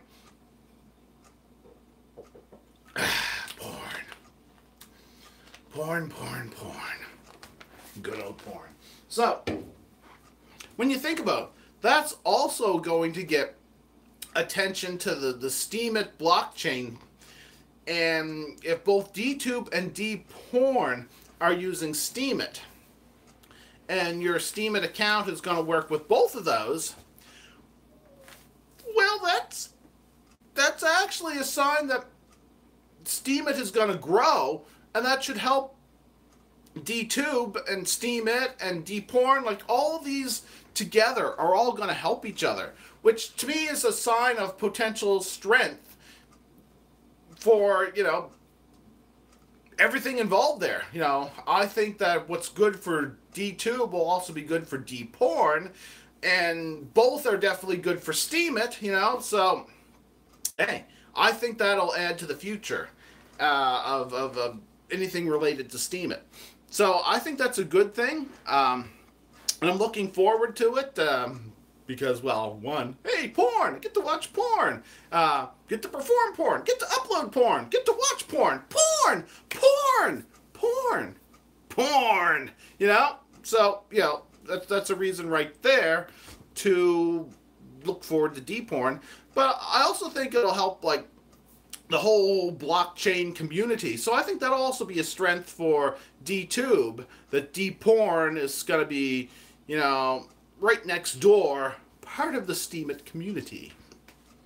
And if you don't like porn, well, just watch DTube and, you know, keep the not safe for work stuff turned off and, you know, do that. But also know that you're not safe, that the stuff that you're viewing that is safe for work, that might be getting more views because people are coming to Steemit more in general because they're also watching DPorn, you know, as well as DTube. But I just think that, like, these two things being adjacent to each other and connected to Steemit, I think one will help the other. I could be wrong about that, but hey. And if you get involved with the DPorn early, they've actually been giving away their own special cryptocurrency that they're coming up with called Porn D, which DPorn stands for decentralized porn, I believe, just like DTube stands for decentralized tube. But I think Porn D, I think, stands for porn dollars, but could be wrong about that. Perhaps it's porn decentralized currency. I don't know. But hey, you can get yourself some porno dollars, you know, by getting involved with DPorn early on. So, you know, that's a thought, yeah. You know, Steam dollars, porn dollars, hey, cryptocurrency dollars, why not? Alright, so there's my thoughts there. Looking forward to DPorn and hopeful for the future of DTube. Watching TJ Kirk on that channel a fair bit. RGT85, watch some of his stuff over there. Great content creator on YouTube. Also has stuff on DTube. Political porno. I recommend political porno. You know, interesting talk about politics and porn. Yeah. You know, if this really was the no fucks, if it was completely no fucks given and not concerned about YouTube sensibilities, I could just, you know, yeah, I'm not gonna go there. I could just rip off everything and say, yay, porn! But no, this is being live streamed to YouTube, and we're not gonna go there. Hell, there's probably even some sort of, there's probably even some sort of system that, you know, keeps track of what's being uploaded, looking for little rhythms and indications that there might be something screwy going on in a video. And I've probably already said enough that that YouTube's analytics bot, whatever you call the algorithm wasn't loading in my brain. The algorithm might be sensing something's up with this video, and they're probably already like, we better watch this. We're not gonna monetize that one. Something odd going on here. How many times did he say porn? But he said Logan Paul. Logan Paul's really popular. Maybe we want to promote this because he keeps saying Logan Paul. I've heard porn in there. I heard porn. I think he's talking about DTube. Might be promoting a competitor. I don't know how the algorithm works. Almost said analog. All these A words are just loading in my brain. Maybe it's because I have too much caffeine and too little sleep. Alright. So, I think DTube will be beneficial to, DPorn will be beneficial to DTube and vice versa. And, you know, thanks to Not Safe for Work, so you can actually see porn on DTube as it is. But, alright, what do I want to talk about? I got notes here. Hey, why don't I get political? Well, no. I mean, one of the more interesting things I recently viewed was actually watch Secular Talk. You should watch Secular Talk. Kyle and Secular Talk is good stuff. Watch Secular Talk. One of the more recent things I saw, which is worth looking into, is Henry Kissinger. Is that Henry his first name? I know Kissinger's the last name. Is it Henry? Yeah, it's Henry. Yeah, yeah, it is Henry. Yeah. I don't know. I've been twisting around so many words, I'm even questioning my ability to properly remember names. And that's why I'm bad at accounting. If I'm having this much trouble getting the right word to load, think of it when I'm trying to deal with numbers.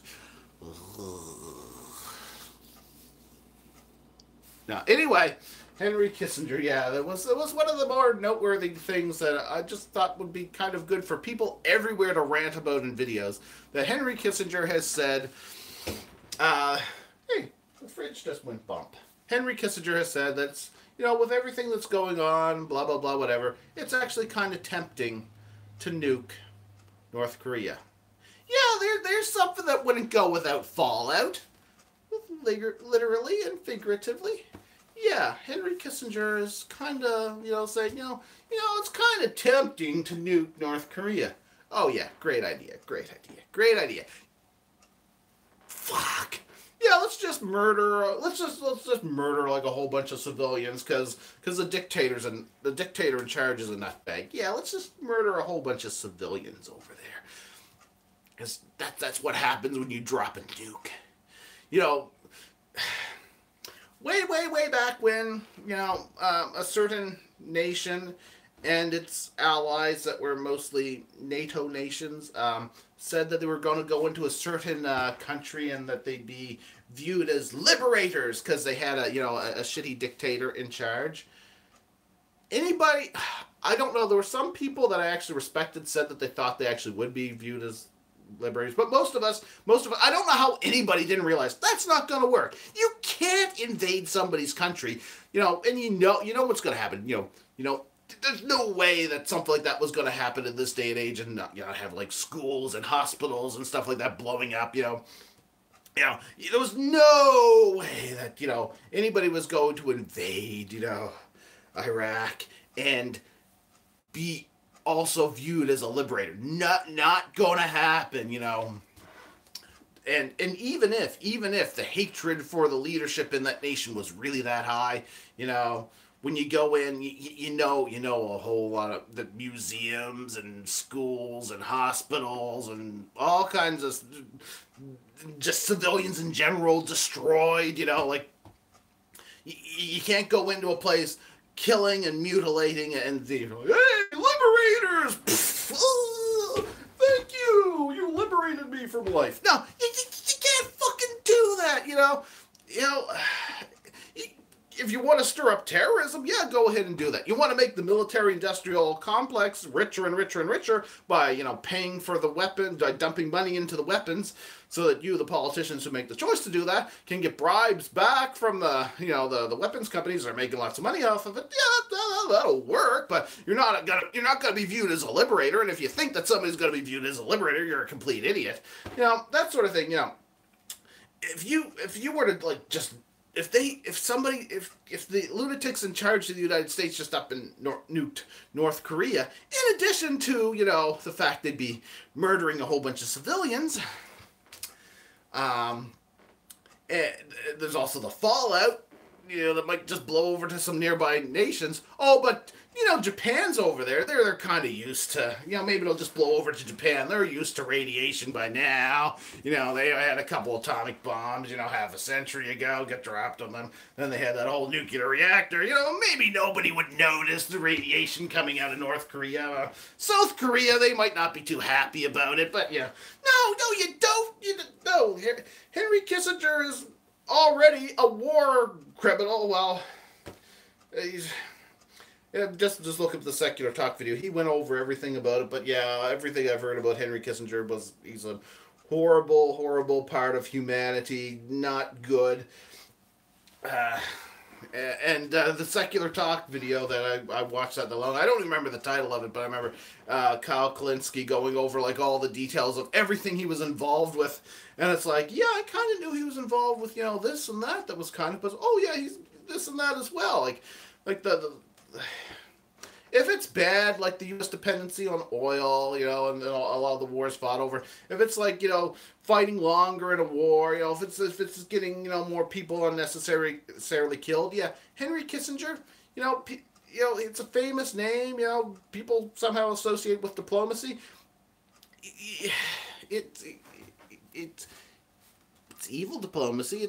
It's horrible. He's a good friend of Hillary Clinton, who's a warmonger. He's all for Hillary Clinton. Who's a warmonger, who I think is actually more terrifying than Trump, because everything Trump does, good or bad, it's mostly bad. Everybody's all hyped up. That's horrible. Don't do that.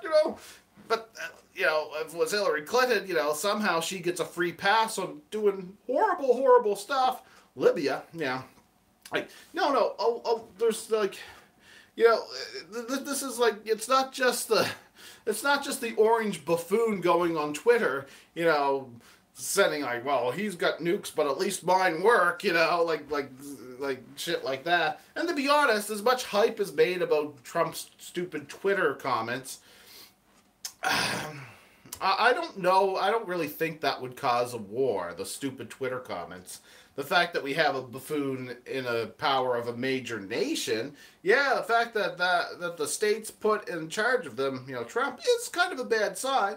But again, I think Hillary also was saying some things that definitely risked nuclear war. So one way or the other, Actually, I think saber rattling against Syria was a little bit riskier. But no, I mean, just look up what was being said by Henry Kissinger, and then look for people who were talking about him. There's got to be some people out there that are probably fans of his, and that's kind of horrifying to think. But just look what's being said about it, and that's just what I was thinking. Was something that was in the news not that long ago, talking about that Henry Kissinger was in favor, or at least, well, he didn't necessarily say favor, but he said that it would be very tempting, referred to nuking North Korea as very tempting. That should not be tempting. This is not somebody who should be advising any president, especially not an idiot president who just goes along with let's face it, he's a Republican. He joined the Republicans, but no, this is that's one of the worst things of people getting hyped up about Twitter fights between Kim Jong Il. I just pronounce it Kim Jong. Kim Jong. Twitter fights between Little Kim and Orange Buffoon. People make a big deal out of it, and it's not a good thing, but this is worse. That's worse. When you actually have somebody with a history of being involved with policy and diplomacy, that's basically a warmonger, and as far as I'm concerned, a murderer, saying, well, it's pretty tempting to nuke them, it's that's not good, but that's something that's in the news, or has been recently in the news. So there's that. That's something that's my thoughts on politics at the moment. It's Henry Kissinger, scarier than anything Trump has said. No, which doesn't take away from the fact Trump is a complete buffoon. But whatever. So what else could I do? That was my moment with politics, basically saying, somebody wants to nuke somebody. Which it was always out there. Do I really want to ramble on about politics more? Did I really think I did a good job of rambling about that? No, I didn't. I'm just rambling because I want to live stream, and why not? And any views? I don't think I get views. Yeah. You know what? I put so much caffeinated liquid into my... This is almost gone. A well-caffeinated bladder is a bladder that... wow, I'll be back. So, let's see. Watch some bubbles and I will return. I don't think anybody's watching. I don't think anybody's going to be watching. But I just wanted to do a live stream. Well, like I said, I'm actually not sure all the options I'm going to lose when I get demonetized. As everybody who's scheduled to be demonetized. And according to this, 4 days. 4 days to demonetization. Yeah, I'll be back. Play with some bubbles. Watch some bubbles. Now, if I move like this, will the bubbles... Oh, yeah, the bubbles slide along with me. Yeah, well, some of them do. Some of them don't. But if I do this, it doesn't seem to affect them. Maybe I'm going too slow. Bubbles. Go away, bubbles. Go. Swirl over that way, bubbles. All right. Yeah, it seemed to have a little effect. I don't know. I'll be back.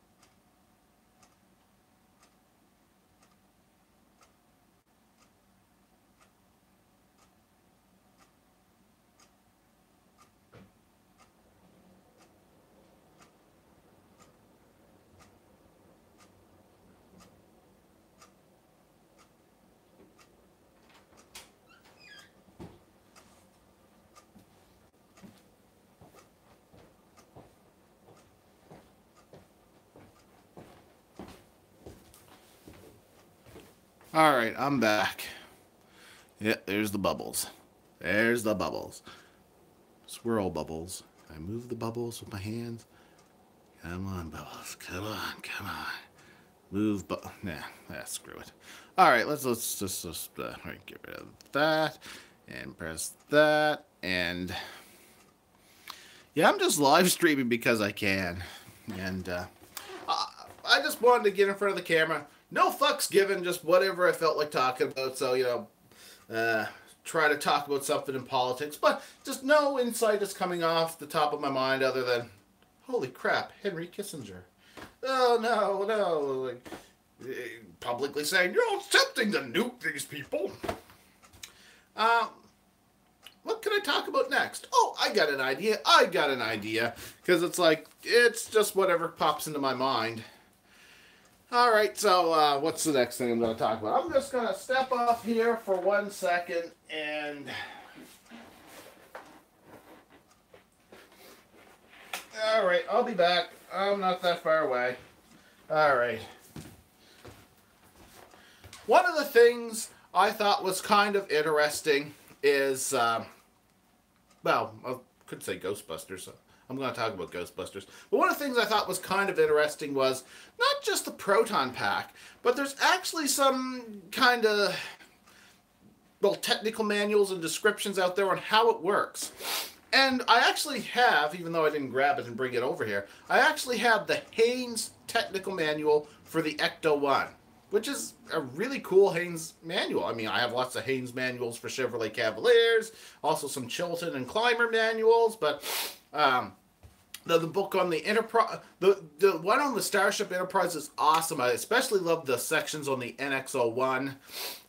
Love the description of how quantum torpedoes work. You know, how they simulate the Big Bang, and you know that's how you get something to outperform a photon torpedo. You know, photon torpedoes is like matter and antimatter. How do you outperform that? Well, we're going to access some zero-point energy. We're going to simulate the Big Bang. Entirely new particles are going to be created in this process, and wow, that's pretty out there. But anyway, and the NX-01 is one of my favorite starships. It used nuclear torpedoes and phase cannons and plasma cannons. The plasma cannons remain installed on the shuttlecraft.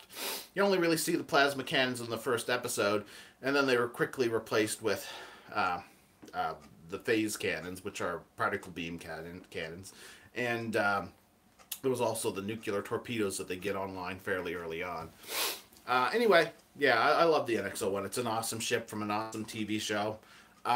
But anyway, yeah, Payne's technical manual for the Starship Enterprise, and it actually has a whole bunch of different starships named Enterprise. Great book. Then I got the Ecto-1, the repair manual, the Haynes manual for the Ecto-1. And it doesn't just do Ecto-1, it does like the Ghostbusters equipment, which includes the proton packs. And the proton packs also include something called an N filter, which I thought is kind of an interesting device. I'm just going to say, if something happens to interrupt the signal and this ends abruptly, I don't think it will, but if that happens, well, this video could end at any time. Anyway, the N filter. Often, a lot of people had the theory, even though I haven't seen anything that officially states it, but a lot of people had the theory that it was a nitrogen filter that allows a liquid nitrogen into the system as cooling, as something that will cool the system. And I thought to myself, I looked at it, I thought to myself, yeah, I don't think the N stands for nitrogen. Maybe it does, I could be completely wrong. But I keep thinking of, the Ghostbusters term neutrona, which, Ray often used in the movie, or has used, and or nuclear filter. Nuclear filter would be another one. But yeah, in fact, the ion rifle or particle thrower, this thing here, is sometimes referred to as a neutrona wand, which is what Dan Aykroyd would want you to call it, even though a lot of people would want to call it a proton gun. And, the technical manuals, 2 activator switches here, as well as a switch over here, an intensifier beam here, like 3 switches to fire the beam. I assume there's a position for the switches so that you'd have to hold down the switch to keep it firing, or possibly a switch for continuous fire. I'm not sure. I wish that was described out a little bit better on how they think that these things should work, but, I just find it interesting when they take like these concepts and make them science fictiony. But the actual way the proton pack supposedly works, and of course all right, the idea behind it, they actually really thought this out. Some people think, well, they just stuck a nuclear reactor to somebody's back. That's the idea for that silly movie. Well, actually, they actually thought this out quite a bit. The proton pack. Over here is hydrogen storage. This tank here is supposed to contain hydrogen. Now, protons, if you know a little bit about science, atomic number 1. That means all atoms of hydrogen have 1 proton. Some have a neutron as well, or 2 neutrons, but most are just 1 proton and 1 electron. 1 positively charged proton, 1 negatively charged electron, and if it has 1 proton, it's hydrogen. That's all there is to it, a positively charged hydrogen ion, that's a proton without an electron, Helium always has 2 protons. Yeah, there's variations of helium that have different numbers of neutrons, but usually helium in its most stable form, 2 protons, 2 neutrons, and of course, if it's not electrically charged, 2 electrons. You stick a negative charge on it, then it's going to have 3 electrons. Positive charge, only 1 electron, because the protons have the positive charge, and it's balanced out by the negative charge of the electrons if everything's neutral, Anyway, so this thing supposedly has a compressed hydrogen gas in it. This over here, for some reason, is called the ion arm. It might be supposed to have something to do with, I don't know, ionizing. Maybe the negative ions are stored up here, something like that, when they create plasma and then send the positively charged plasma in one direction, and then which gets fired out of the beam. Out with the beam, whatever. And this here was called the booster. I have to wonder if somewhere inside the booster, if there's something that, maybe that's where the positron collider that Venkman referenced might be at. Maybe something that will get rid of a few electrons a little bit ahead of time before the hydrogen is pumped into the system further. I don't know. But But, or maybe the positron collider could be in the center of the cyclotron down here. But that's the idea. Is like it deals with stuff with the hydrogen, and this here is supposed to be the hydrogen injector. If it was the same as in the movie, there should be 2 lines going down there. But that's your hydrogen injector, which injects the hydrogen into the cyclotron here, which actually, real science, cyclotrons, suppose it uses magnetic fields to spin the particles around. It sends the positive particles one direction, negative particles another direction, and basically it separates electrons and protons. Basically, it creates plasma. Plasma is generally considered to be neutral charged because it still has the electrons and the protons. But if you leave some electrons behind, you're going to have positively charged plasma. So. And apparently the end filter is right here, which looks like an oil filter on a car. Not that far from where the cable goes out to the particle thrower, or proton gun, or neutrino wand. And I was thinking that just doesn't seem like the right place. I mean, sure, it would be good for cooling up here, but what I thought to myself is, it reminds me of the animated series Extreme Ghostbusters. And I kind of like it if things could be kept consistent with a fairly decent animated series. So in Extreme Ghostbusters, they have something similar to this that they actually bolt onto the proton gun itself, or particle thrower. And I assume it has a material that's somewhat disposable and somehow boosts the ability to generate a proton stream, because supposedly the equipment is upgraded in that series. And activation involves putting another one of these little things like this onto the proton thrower. So I was thinking, if you were to keep this consistent with Extreme Ghostbusters, you got to think that there must be something inside of this that's disposable, and as it burns away, assists the creation of the particle beam that could also end up on the thrower over here. That was just my thought. That was my thought that, and one thought I had was maybe this contains like an isotope, something that has more protons than neutrons, which generally decays in a way that creates positrons. Maybe your positron collider could have been in there, and as that radioactively decays, then you might have to replace this. But I didn't like that idea because radioactive decay I didn't think should be that fast. I mean, maybe a little something in here to get rid of some electrons, maybe, or maybe even up here somewhere, well, to put a slight, maybe, I don't know if you could be used in a way to create a slight positive charge if you're generating positrons. I mean, positrons are positively charged and they annihilate electrons.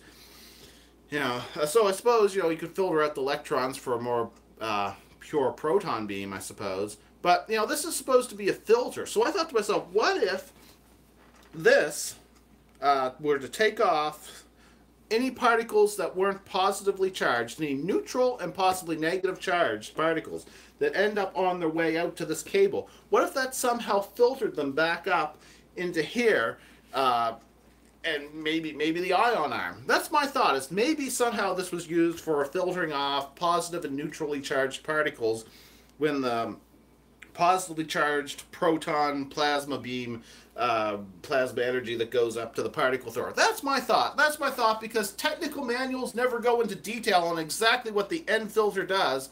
And when people theorized that it was a nitrogen filter to put liquid nitrogen into the system, I thought, yeah, I kind of get how you might want that for cooling.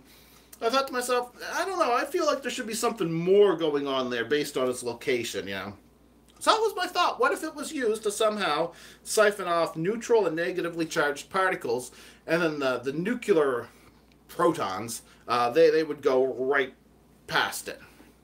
That was my thought. That was my thought. And then when I thought about it some more, what if that was also filled with compressed hydrogen? Because as long as the hydrogen doesn't have access to oxygen, it shouldn't be too explosive or anything like that, What if that was another way to get more hydrogen into the system? Because, the hydrogen here is going to be slowly depleted as the proton beam is continuously used. Just trying to create a theory on how this thing works here. And, and they had it pretty well fleshed out in the technical manual, but still didn't know what this is. So what if the negatively and neutral particles mixed up with more hydrogen in here, and then filters its way back up to the hydrogen tanks there, like some sort of line inside the system would pump like any hydrogen particles that were not positively charged, and maybe even some that, you know, might be slightly negatively charged. Perhaps the negative charge could be taken off of them here, and they could be pumped back into the system. And then I thought to myself, well, getting back to the idea of cooling, what if in addition to the compressed hydrogen, you also had liquid helium in this thing?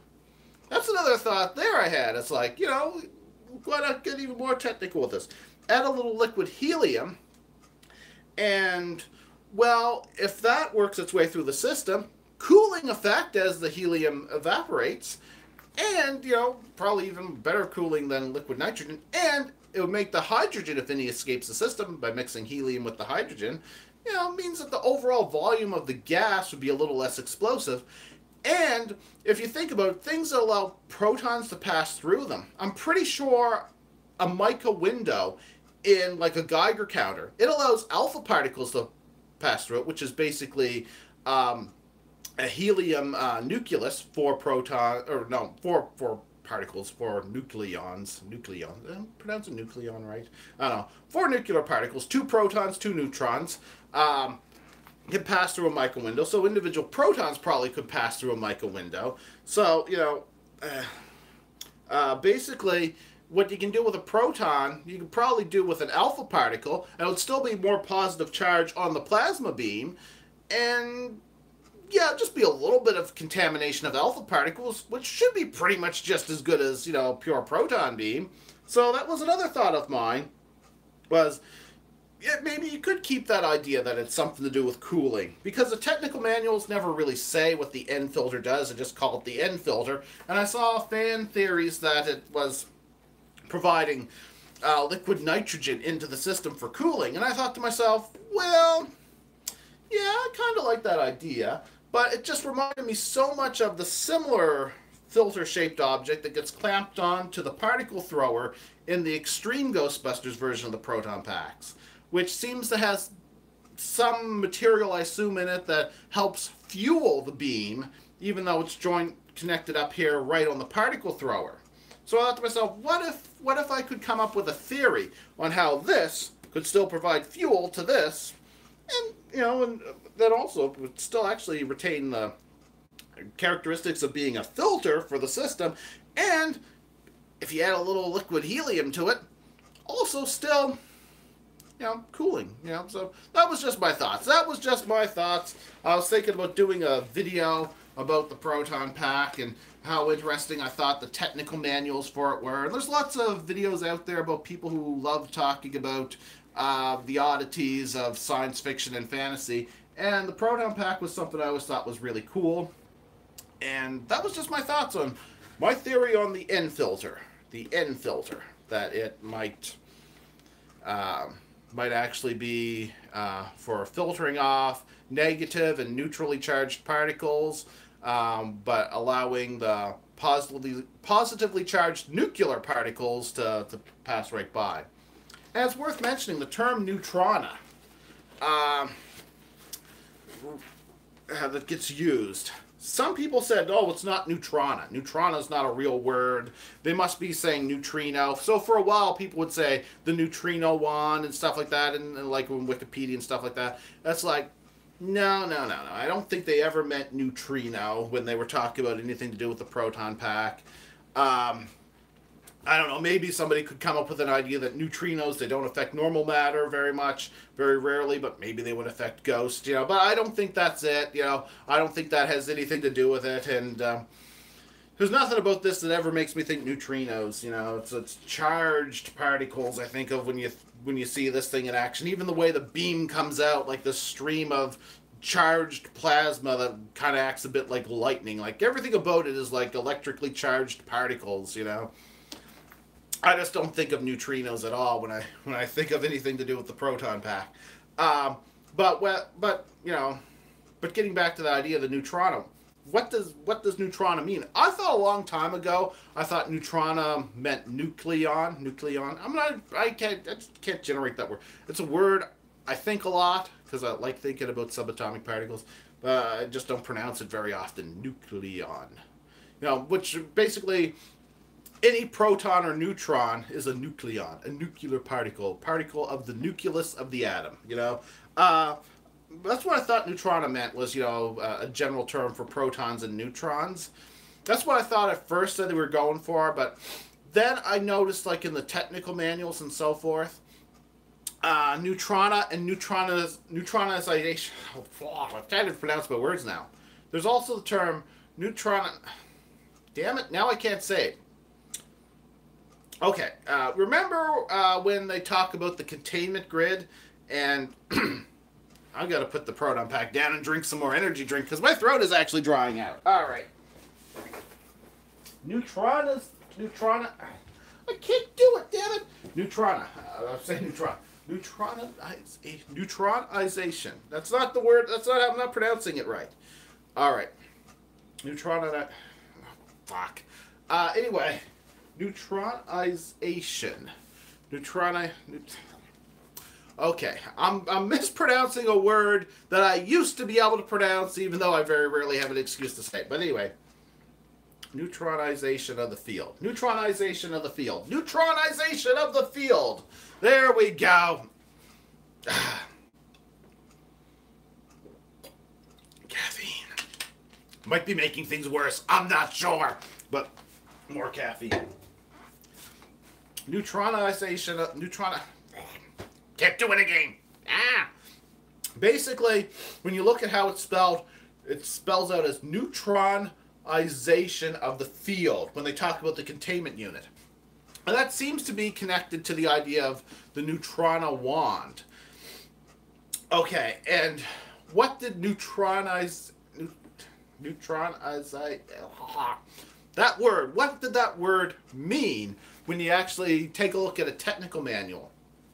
Well, it actually says that it involves using the field within the laser field within the containment unit to bond, or actually it said fuse, electrons to protons to make the ghost matter stick. Which, when they said fuse electrons and protons, I thought, are they saying that they're putting so much energy and force that they're actually cramming them together to create neutrons? Which I don't think, because that'd be a crazy amount of power and something incredibly advanced, even by Ghostbuster standards.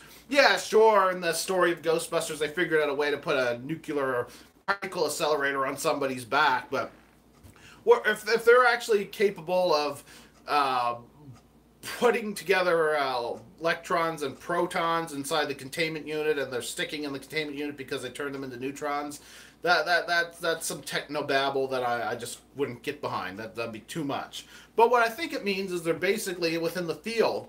The field contained within the field is a whatever number of electrons and whatever amount of protons that are basically making the ghost matter stick inside the containment unit. And so it made me think that neutronization, damn it, that neutronization of the field, neutronization, that's not even right. Well, neutronization of the field is a reference not so much to the neutron itself, but just making everything neutral. That's basically neutralizing the positive and the negative, kind of like how a neutron is neutral. And neutrons can be turned into, you know, protons under the right circumstances, and protons can be turned into neutrons under the right circumstances. You know, and you know, adding an electron kind of is part of the process, but I don't think that's what could possibly what's going on. That would be too extreme, and you know, it's like it's not like the containment unit is like the inside of a neutron star or anything like that.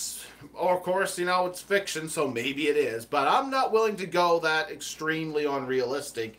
I have levels of realism that I'll accept and not accept for Ghostbusters. And there is a too unrealistic possibility. And the idea that, you know, Egon and Ray could get together and bond enough electrons and protons together that they might be able to make some traditional neutronium. Yeah, I'm not going for that. That's too hard. That's too hardcore for me to accept. Yeah, no. So I'm just thinking that it has something to do with the balancing of the positive and the negative forces, neutralizing everything to keep it in balance, and thus Neutrona Wand, supposedly the part of the ghost that's most accessible on this dimensional plane, is I guess apparently negative particles, and the plasma stream has a positive charge on it, protonically charged because protons are the positive particles. Then the fact it's called a neutrona wand or neutrona beam or full neutronas on the stream might be a reference to how the positively charged stream interacts with the negatively charged ghost matter and neutralizes it and smacks it around and de-energizes it. That's just my thought on where they came up with the idea for the term neutrona. And N filter, that doesn't say neutrona filter, it doesn't say nuclear filter, but it also doesn't say nitrogen filter. So that's just me trying to come up with a theory for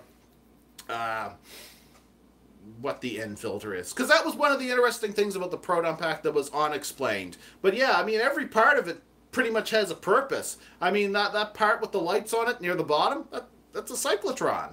Okay, yeah, cyclotron. That's actually real science there, you know. Hydrogen, you know, storage and stuff like that within there. Yeah, I mean, like, I don't know. I find, especially when they take time to explain out the workings of science fiction and fantasy weapons, I like that. I like it when you get technical manuals for stuff like that. I love the Star Trek technical manuals and stuff like that. And a chance to ramble on about Ghostbusters technology is something I find interesting. It gets done with Star Trek technology a lot, but I just wanted to ramble on about the N filter on the proton pack. And yeah, that's what I wanted to do. And let's see, how long have I been? 115 minutes and 33 seconds. Oh, cool.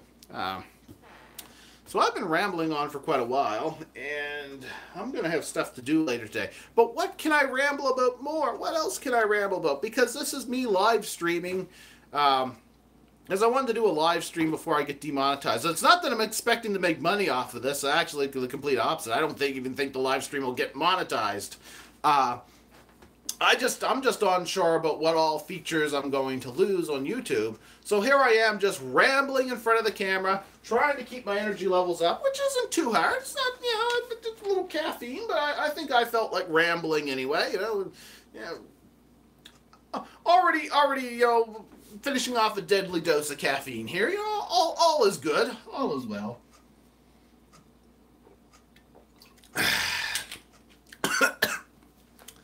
Yeah. Maybe I'll live stream a heart attack later. I don't know. Who knows with all the caffeine in my system. Alright, so what else? Notes on stuff that I could ramble on about. Let's see, there's a proton pack. Do I want to talk about X-Files or Star Trek?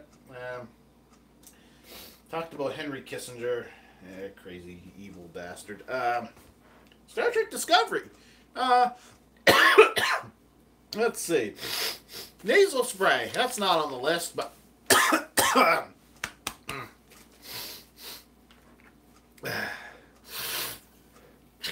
Gotta keep up with my good old nasal spray addiction. What happens with nasal spray addiction is your body gets used to it, and then you need more nasal spray to keep your sinuses clear.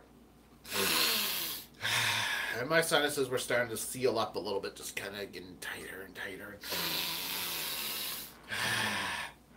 The thing is, my allergies were so bad before I ever used nasal spray, I never would have known the difference if I was addicted to it or not. And I really hated breathing obstructions. I used to use nasal spray pretty sparingly, actually, at one time. Just used it a little bit here and there. Sparingly used it. Sparingly? Did I say sparingly? Who cares? I'm full of caffeine. I'm just rambling. Used to sparingly use nasal spray. I used it in my teenage years a bit. That's when I started using it. And boy, was it a help, because, you know, allergy medications, none of that stuff ever actually did a damn thing for anything. It's like you could well, I don't really want to take pills, but I like breathing, so okay. It's like, yeah, but this shit doesn't do anything. You know, nasal spray did. Nasal spray was one of two things that would solve my problem. The other one was taking a Vicks inhaler and snuffing it in for 15 minutes. Just breathing in the Vicks inhaler for 15 minutes. And I used to do that before I'd go to bed, because I'd be fine. Then I'd lay down, and then my sinuses would want to seal shut. Then I'd get up, you know.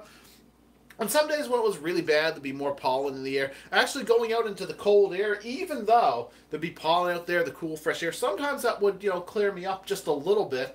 And, you know, sometimes just sitting upright would do it. Something about my body, like I'd lay down and sinuses sealing shut, and then it'd set up, and I can breathe again, you know.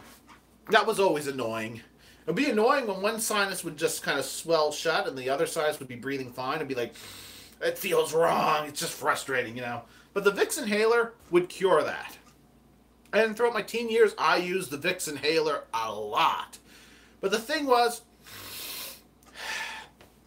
15 minutes sucking in Vicks inhaler vapors through my sinuses, or a quick shot of nasal spray.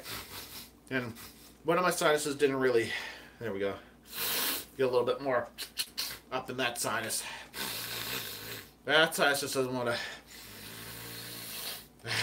that sinus just wants to vibrate at the moment, but yeah, oh well. Anyway, a quick shot of nasal spray would do what it took 15 minutes of breathing in the Vicks inhaler to do. So after a while, it's just like, you know what? I just want to lay down and go to sleep. Shot of nasal spray before I went to bed all the time. And then different times I'd go to get something to eat, and then you'd be eating, and then you'd be like, I'm all stuffed up. And I didn't notice it because, you know, I could just gently breathe through my mouth, you know, not breathing like that, but, you know, you're just standing in a neutral stance. You know, my mouth is open a little bit there, you know. Unless I deliberately keep my mouth closed. You know, a little bit of air can easily go through my mouth, and I might not notice how, you know, sealed up my sinuses are. And I'm like, and that sinus just doesn't want to react to the nasal spray at the moment. It will, and I just get it on the right angle up there. Anyway. Yeah. Anyway, so I'd just be like, well, you know, screw it. I'm going to take a shot of nasal spray. Because do I really want to spend 15 minutes breathing in a Vicks inhaler?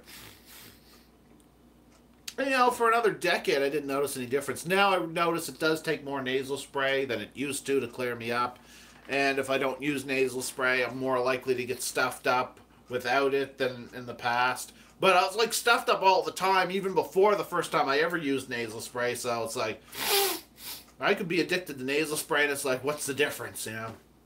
But, you know, that's just me and nasal spray. Good old nasal spray. It's a substance I always want to keep with me. That sinus is, let's see if I can get on a different angle. It'll clear. Alright, what was I going to talk about? I don't know. I'm thinking I should soon end this because I got stuff to do today. But I just want to ramble on a live stream and then look back at it and realize how much I hate my videos. Oh well. Anyway, please, thumbs up, subscribe, and all that other wonderful stuff. And tribute. Don't forget the tribute. Yeah. Just say, because you never know when some glitch might knock me offline and might end this video early. Hey, whatever. Anyway, alright. Alright. Alright, so what should I... Oh, I could talk about Space War, the video game. That was something. I know, Family Guy, Big Bang Theory, and Teen Titans. Yeah, some of the most hated yet viewed shows on television. My itchy nose. Now my nose is kind of itchy. Yeah. Hey, it cleared, but now my nose kind of hurts because I got acne going on, and it's kind of like under the skin, and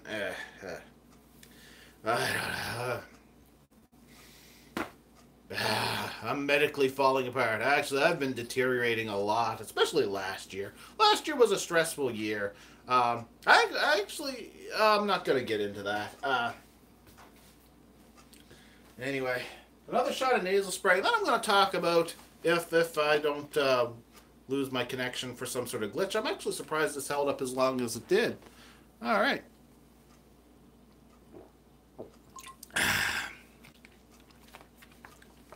My thoughts on 3 shows that I heard mentioned as like 3 TV shows that are very often viewed but very often complained about. Family Guy, Big Bang Theory, and Teen Titans Go. Well, with Teen Titans, what are my opinion on that? That's a good controversial one. You know what? I don't hate the show as much as I probably should, like a lot of people really hate on it. But I do completely agree. It is goddamn disappointing that they brought back the Teen Titans trademark and they did nothing to continue the old Teen Titans animated series. Because they did an awesome job with it. And I'd rather a continuation of anything rather than a reboot. Especially if it's something done right. If they did a crappy job with the previous version, then no, don't bother with the continuation. But really, we should have... You're going to bring back the... That said, I don't completely hate Teen Titans Go, but it is annoying. But that said, I did get some entertainment out of it. The thing that I wish they had done when Teen Titans Go was successful and everybody was like, well, this kind of sucks because it doesn't live up to the previous Teen Titans series, which is true, it does suck compared to the previous Teen Titans series. And some people respond like, well, it's aimed for younger kids. You know, who are you to argue about that? Yeah, well, we're fans of the title. We're fans of the old Teen Titans. We have opinions. You know, you want to piss off the fans of the previous version, that's fine. But why bring back something if you're not going to, I don't know, do something with it that'll bring back the old fan? I mean, it's like when they rebooted Ghostbusters. It's like, why weren't you rebooting it for the fans? Why weren't you giving you a continuation of the old stuff that the fans wanted? The fans who wanted, like, Ghostbusters 3 for years and years and years, you know?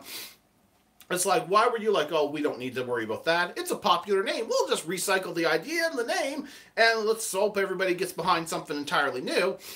And then we'll make it an all-female cast, so if it sucks, we'll just call the fans, or we'll just call the haters misogynists for not liking it, whether or not they have legitimate criticism. And there was a lot of legitimate criticism with that horrible movie.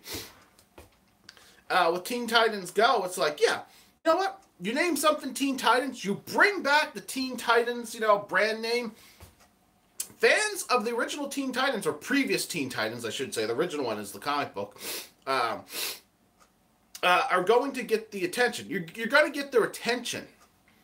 And if you don't want them on board with a new series, why not just make something completely new out of nowhere? I mean, why recycle? Why recycle something if you're just going to say, oh, well, the previous fans aren't going to care for this, but, you know, fuck them. You know, that's bad marketing. That's bad decision making. So what I think they should have did is like, well, you know, the old fans of the original Teen Titans don't like this show, but we're kind of happy with the weird, twisted humor this version has. I'm going to sneeze. No, I'm going to just sneeze. It's a distraction, but... There we go. That's the great thing about live video. You don't know what's going to happen. All right. You know, why didn't they bring back, you know, 2 shows? I'm going to sneeze again, damn it. Fuck. Ugh. All right.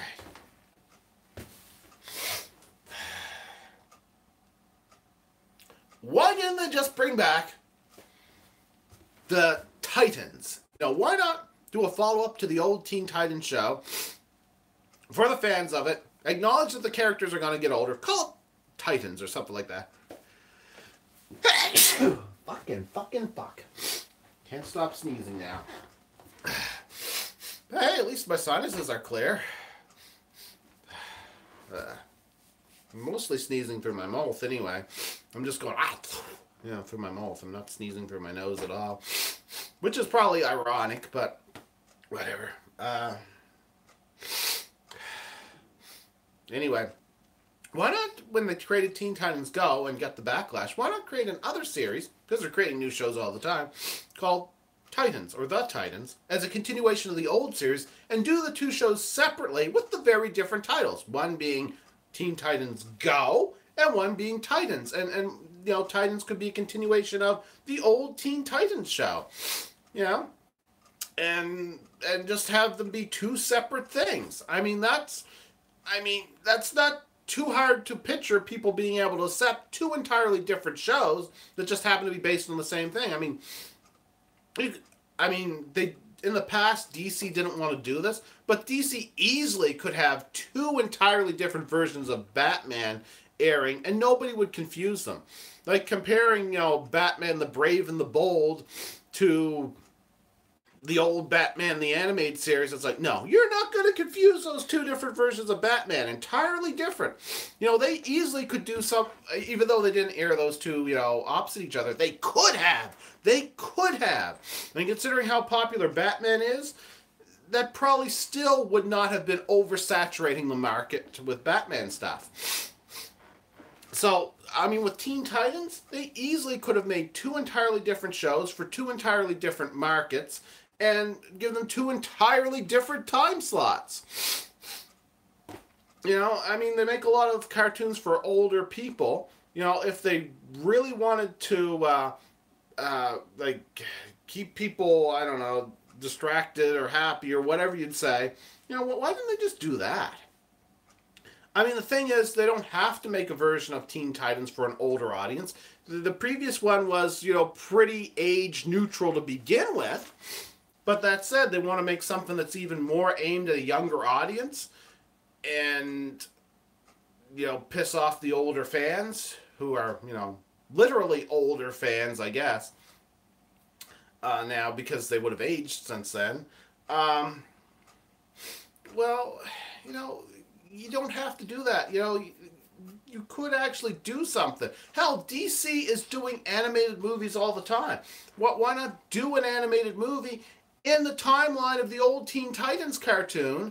And, you know, that would probably distract or please all the people that are disappointed that Teen Titans Go is a new Teen Titans series that doesn't live up to the old one and doesn't continue the old one. You know, it would be so easy for them to just do something that people want with the Teen Titans name.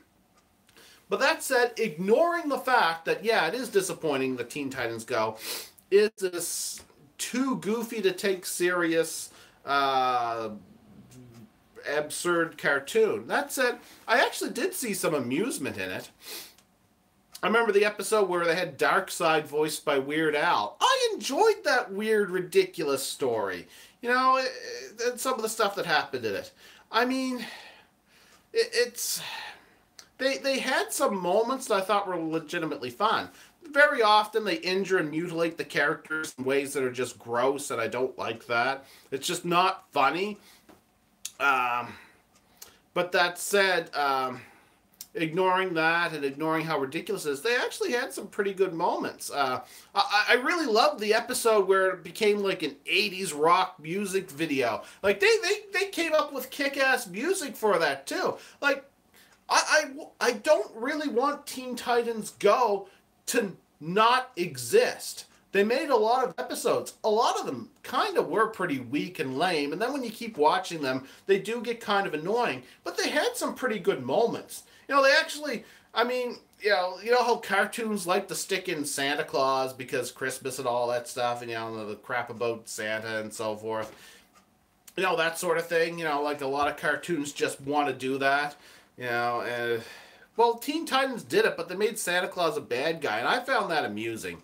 I found that amusing because, you know, I mean, he's basically nonsense adults tell children. Children love to have fun with imaginary things. But for some reason, that imaginary thing, they want to teach them that it's good to keep people lied to and deluded. I think it's the same mentality that a lot of religious people think. Yeah, you got to teach the kids to believe in God.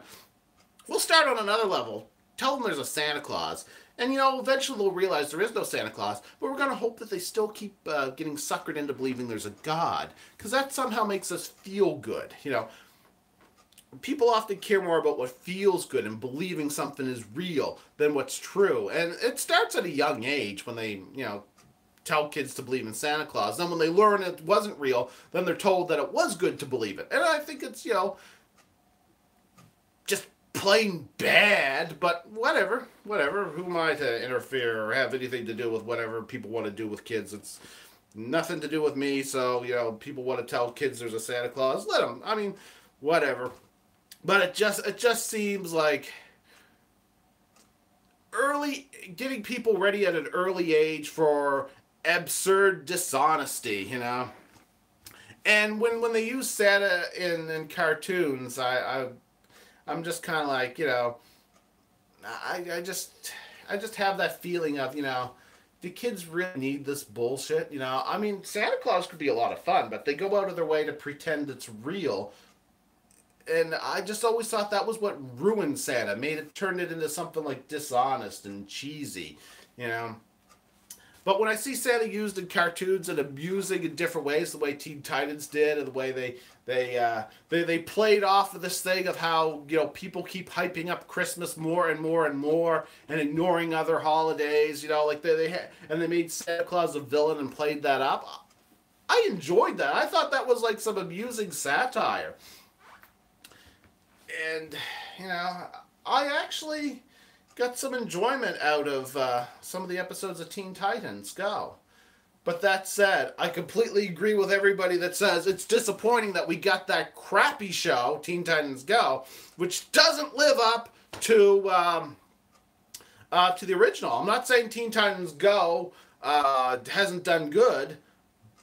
It has. It actually had some moments I thought were actually pretty impressive. But it's like, yeah, when they give people that instead of a continuation of something they actually want, it's like, no, that's pretty lame. And some people say, well, this is for younger children, not for you, the older audience. It's like, well, you could make something for both, either a new show that would be suitable for both, because the old Teen Titans Go was supposed to be acceptable for children. In fact, it was aimed to be acceptable for a younger audience than a lot of the people who watch the Justice League cartoons. So, even living up to the standards of the old show, that could be made for kids, but older people could enjoy it too. And there's actually a lot of humor in Teen Titans Go that I think older people can appreciate. It's just that the cartoon is just too over the top and just plain unpleasant at times. And one of the things that makes it unpleasant is something that makes it similar to Family Guy. Because Family Guy is another show that gets a lot of complaints now. Is the characters on Teen Titans Go, unlike the previous Teen Titans cartoon, the Teen Titans Go characters, they're actually unpleasant characters. They made the character Robin incredibly unpleasant, but he's usually the only character with any amount of intelligence. Though sometimes it's Raven that has intelligence. And sometimes she's the only character that's remotely pleasant, but then again, she has some bad episodes too. It's weird like that. Yeah, so, but how can I compare that to Family Guy? Well, Family Guy. Why do people complain about Family Guy so much and yet it's so popular? It's popular because Family Guy is an awesome TV show. Why is it complained about? Because it's a crappy TV show. And what do I mean by that? Look at the early episodes where it gained its popular. It was a great show. And unlike The Simpsons, I think it aged better than The Simpsons did, and it managed to stay funnier than The Simpsons did. But that said, when it started to age, what it did was it rapidly ruined its characters. The thing is, it's kind of like the show Drawn Together. Drawn Together, if anybody watched that, it was like was all these cartoon characters and a parody of Big Brother, I believe. They're all living in the same house and something like that. And they're all different sorts of cartoon characters. In season 1, the characters were fairly unpleasant, but they also had pleasant characteristics. They had some depth.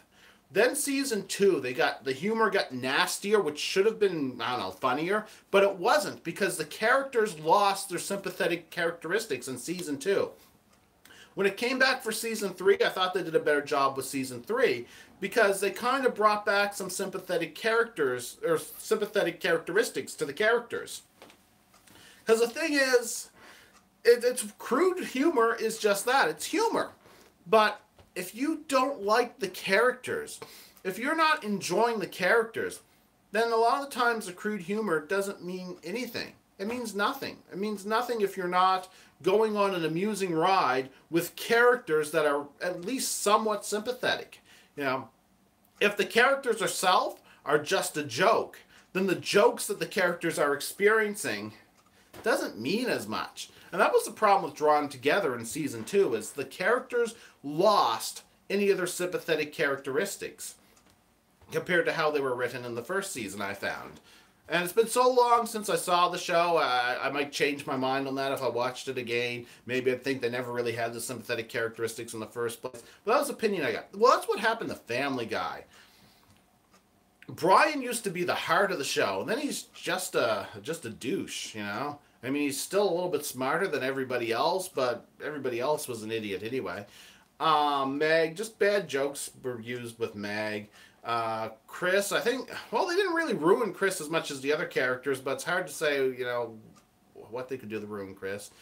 Lois, I don't know, maybe they didn't really ruin Lois as much either, but they haven't really been focusing on her in an interesting way in a long time. Peter was always an idiot, but at one point he was somebody you could at least view a little bit sympathetically, and he just became a complete asshole later on. I mean, what awareness he has, he just lost any sympathetic characteristics. They tried to make Quagmire a little more sympathetic and interesting, oddly enough, and that was after they basically established him as a pretty much irredeemable character. I actually liked the Cleveland show. I thought that was a fairly decent spin-off, and I thought it was better than Family Guy a lot of the time. But, there's Cleveland. I don't really know if Cleveland changed that much. Joe, the character Joe, they mostly just make fun of him. It doesn't, like... All this just makes the characters weaker, less sympathetic, and the things that they do become less funny as a result. The show never really lost its sense of humor. It just lost the value of the humor because the characters herself became the jokes. And when that happens, then that's all you have. Is just every episode is just an old joke that here's these characters again doing something you're not going to care about.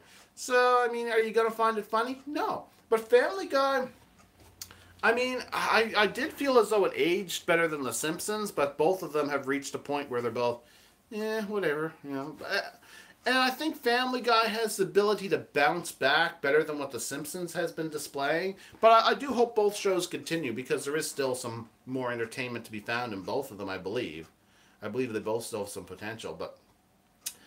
Yeah, Family Guy has gotten weak, and, a lot of people complain about the show, and I can understand that, but I don't completely hate it. I haven't totally lost hope for it getting better, but yeah, it's not a strong show.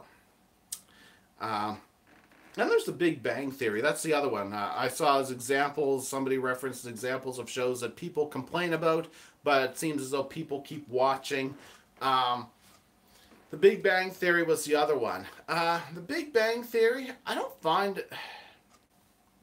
The thing about The Big Bang Theory was I never followed it closely myself, but when it was on, I'd often watch it, and I'd end up seeing it. I wouldn't see it in its original run, but when there was nothing else on, I'd catch it in reruns. And I kind of liked it for a while, And then I got kind of bored of it. I remember somebody compared it to Community, only Community was better, and then Community ended up going downhill and getting canceled, and different stuff like that happened to Community. And Community was a way better show than The Big Bang Theory. Somebody compared them as two different shows that dealt with geek culture and stuff like that. And Community definitely was the better of the two. But didn't mean I hated the Big Bang Theory. I kind of like the name because it's named after the theory that explains the beginnings of the universe. You know, it's kind of interesting stuff. You know, the way that nature unfolded from the primordial singularity into the universe of particles and space, the space-time continuum. I don't know, just the way the universe unfolded. You know, the Big Bang Theory. You know. And of course, that has nothing to do with the show, other than the fact the characters are scientists. You know, well, most of the characters, not all of them. And I don't hate the show, but not sure what noise I heard. It sounded like something bumped. I don't listen to knock or anything like that. Anyway, I don't hate the show, but I did get kind of bored with it. And I can kind of see how people feel it's weak. Right from the start, there was something I noticed about it that I thought was off. The humor they're going for, I don't think it was a humor that would remain very compatible with geek culture. Stop because my nose is itchy. Wasn't really compatible with geek culture because all the stereotypes were like 2 decades old. I mean, by the time I was watching The Big Bang Theory, I knew as many females as males that were into geek culture, minus the males that were my own age. Like, most of the guys my own age, like, I didn't know, when I was younger, I didn't know a lot of girls that were into the same thing I was.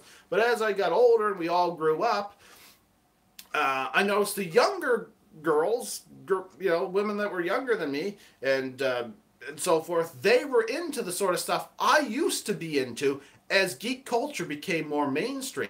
But at first it was dismissed as just, wasn't even dismissed as a boy thing, because the jocks weren't into geek culture. It was something that was looked down upon. It was like the excessively smart, geeky, progressive people were often into some of that stuff, you know, and but the average jock, you know, the popular guy, he wouldn't touch that stuff, and it wasn't really meant for women, you know. There was that kind of attitude.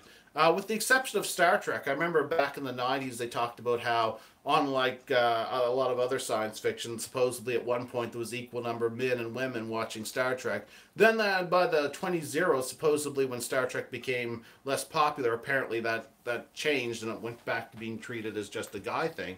But really, as I went through the 2010s, as you get closer to 2010, when I talked to like women that were younger than myself, a lot of them were into the type of stuff I was into, and more people in general were like. And with the Big Bang Theory, there's always like this joke about how the female characters don't like the stuff that the guys are into, and you know, they go into the comic book shop and people are like amazed if they see a woman walk in there. Well, anytime I've walked into a comic book shop, I don't remember counting the people by what genitals I think they had. You know, I don't go in and think, I think that person has a vagina, I think that person has a penis. No, I mean, you know, I don't go in there and keep track, but just about any time I went into a comic book store, if there's more than 1 or 2 people in there, then there's usually more than one gender in there. You know, it's like, and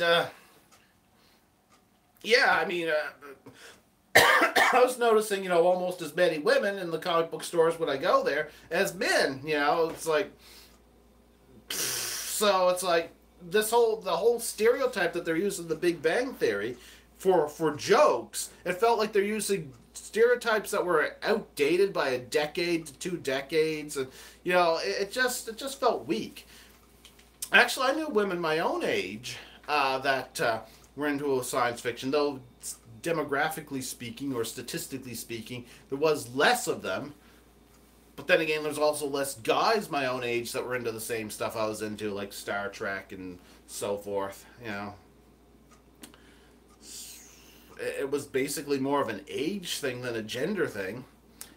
And like the Big Bang Theory really plays up like the old jokes about, you know, well, they're guys that are into that sort of thing, and you know, they're lonely and girls don't like them, and girls aren't gonna like the things that they're in. Like, it was like all this like outdated gender stereotype jokes that just felt weak to me.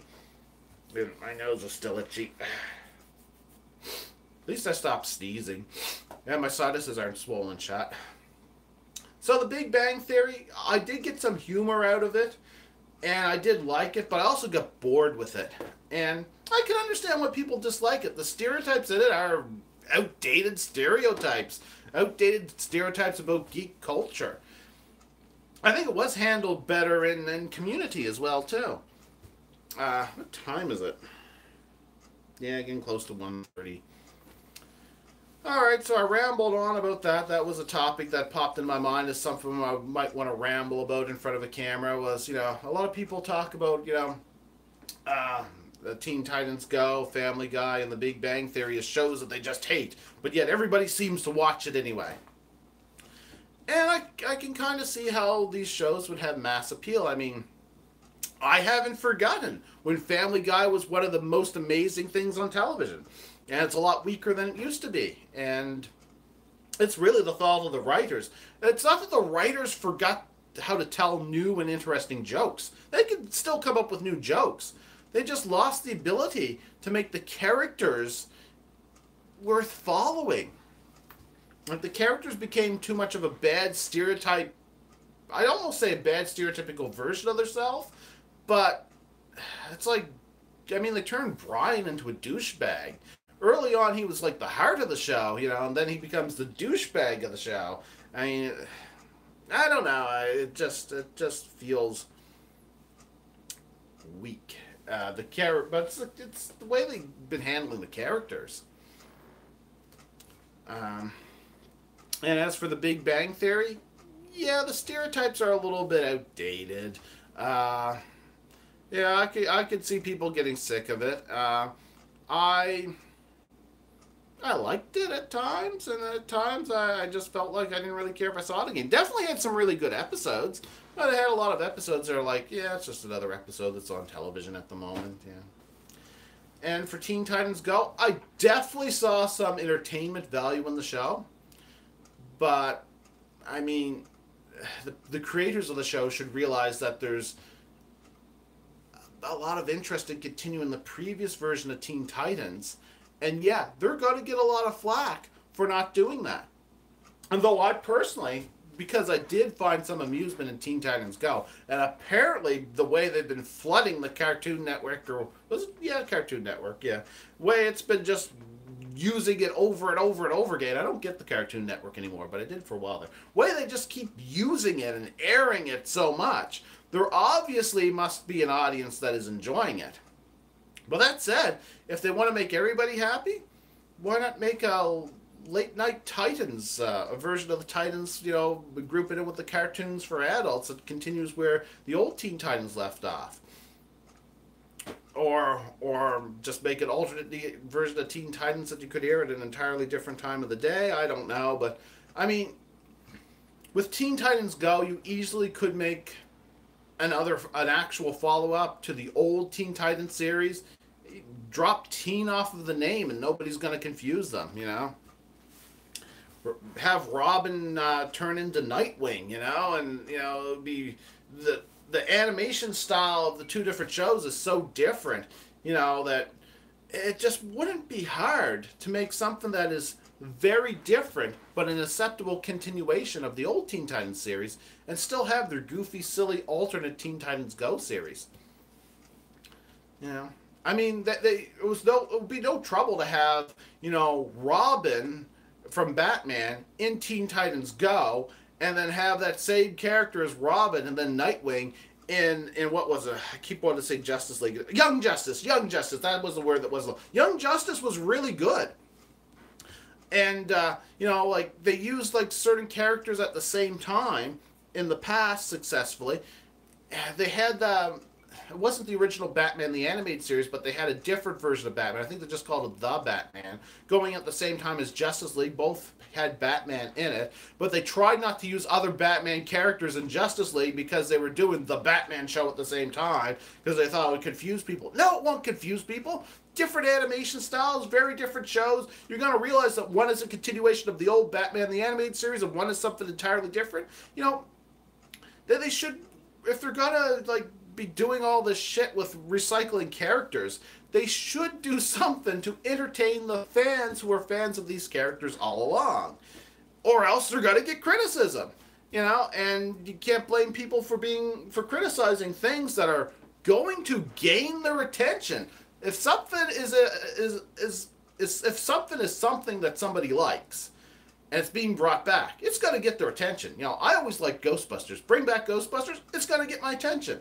You know, bring it back in a way that's something I never wanted.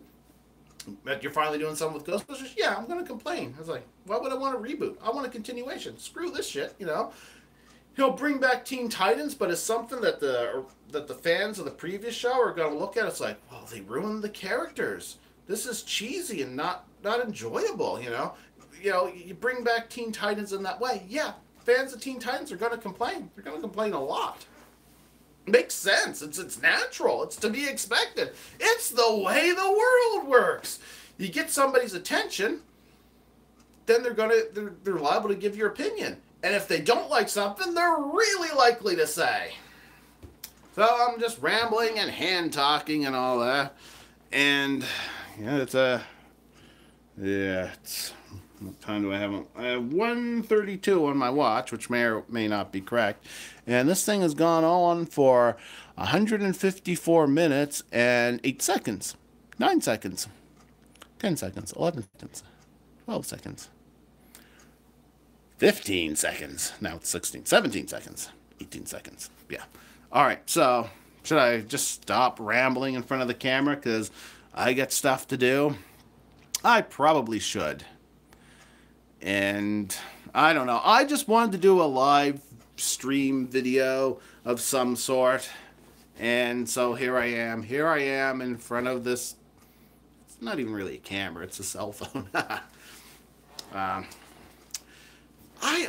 actually don't know everything that's supposed to happen to my YouTube channel when it gets demonetized. Countdown to demonetization, you know. Well, I still, like, I know I'll lose money from AdSense, but what about YouTube Red? I mean, a lot of videos that are demonetized by people who are YouTube partners are still getting money from YouTube Red. I mean, I probably get 1 or 2 cents a month, maybe 1 or 2 or 3 cents a week from YouTube Red. But it'd be kind of nice to actually go back and look at the analytics and think, oh yeah, this was watched, and hey, that actually earned something. Oh, cool. I mean, yeah, I mean, that's not going to be enough to, you know, help me get enough gas to go to work if I run out of money, but, you know, whatever. So, I don't know. I know when the channels get demonetized, it's supposed to be on the 20th, I believe. And people will lose the ability to do custom thumbnails. And obviously, they're not going to be making AdSense money. Probably not money at all. And even those who get money from YouTube Red don't get much anyway. But probably even losing the YouTube Red money. I don't know. Like, it was not very well described on everything that's going to happen. I'm hoping DTube is successful, and you know, feel free to check out my stuff on DTube and upvote it and re-steam it and all that wonderful stuff there. And feel free to subscribe to my channel here and thumbs up things and watch and give me hours, and maybe I'll get back into the area where I can be monetized again, which would be kind of cool. I mean, it helped me in the past, and you know, if you know that you're going to get something out of something, it helps you justify spending time on it.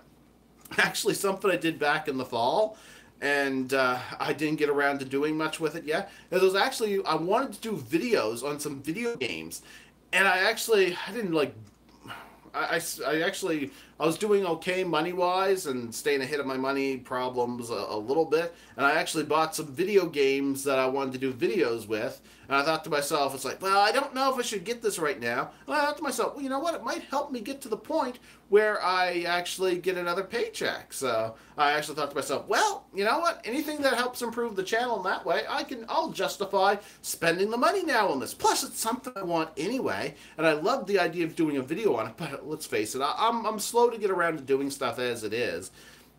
But I was hoping to get better at that, especially with the computer that I got the other year. I've been trying to catch up on stuff that I hadn't gotten around to editing in a long time, and I'm hoping to get a new computer eventually, a new used computer, you know. But, you know, I remember actually buying some video games and thinking, well, you know what? If the video is actually a little bit popular, it'll help me get to that paycheck at a certain time, and, you know, and I actually had that in my mind when I was deciding whether or not to buy a few things back in the fall. Which really, I probably should have saved the money, but it wasn't anything. It's not like I went out and got myself a brand new Xbox One or PlayStation 4 or anything like that, or a Nintendo Switch. All of which are systems I eventually in the future want to get, but I still haven't gotten on board with the current generation, which is fine. I'm not in a hurry. Although I do kind of want to play Sonic Mania, and I don't really want to fill up my computer with it. I was like, I know it's not going to take up that much space, but I just hate loading stuff like that on my computer. But sometimes I'll do that. I'm also not a big fan of things that are digital download only, but maybe I will get Sonic Mania for the computer. Sonic Mania is a game that I really want, but I don't know. It's kind of disappointing to get demonetized. And it actually was a goal of mine to get to the point where I was actually making a little bit. And it actually did help and would help again. But I guess not. But anyway, like I said, that just makes me hope that people will subscribe and watch my videos all the more. And maybe get back to the point where I might get remonetized. Or better yet, check me out on DTube and upvote some stuff. If you're actually part of the Steam It community. And actually, with or without YouTube doing this weird stunt, I actually am pretty hopeful for DTube's success. And, cryptocurrency might just very well be the great thing, the great currency of the future. Who knows? I mean, I'm not an economist, so, so it actually probably wouldn't hurt to learn as much about it as possible. And DTube would be a great chance for that. And if you're new and starting and you want to get monetized, well, it'll take you a while to get there on YouTube, especially with all the competition now. The more competition there is, the harder it gets.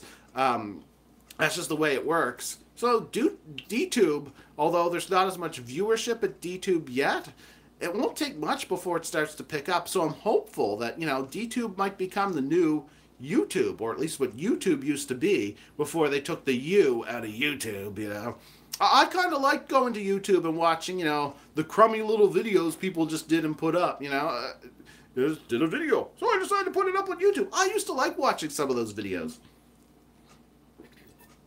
There's one video I remember watching. It's one of the first ones that come to my mind when I think of examples of this. I was interested in motorized bicycles. I always thought most motorcycles were overblown and exaggerated, noisy things, which I viewed as silly. But I did like the idea of bicycles, and to a certain degree, I like the idea of dirt bikes and stuff like that, to a small degree.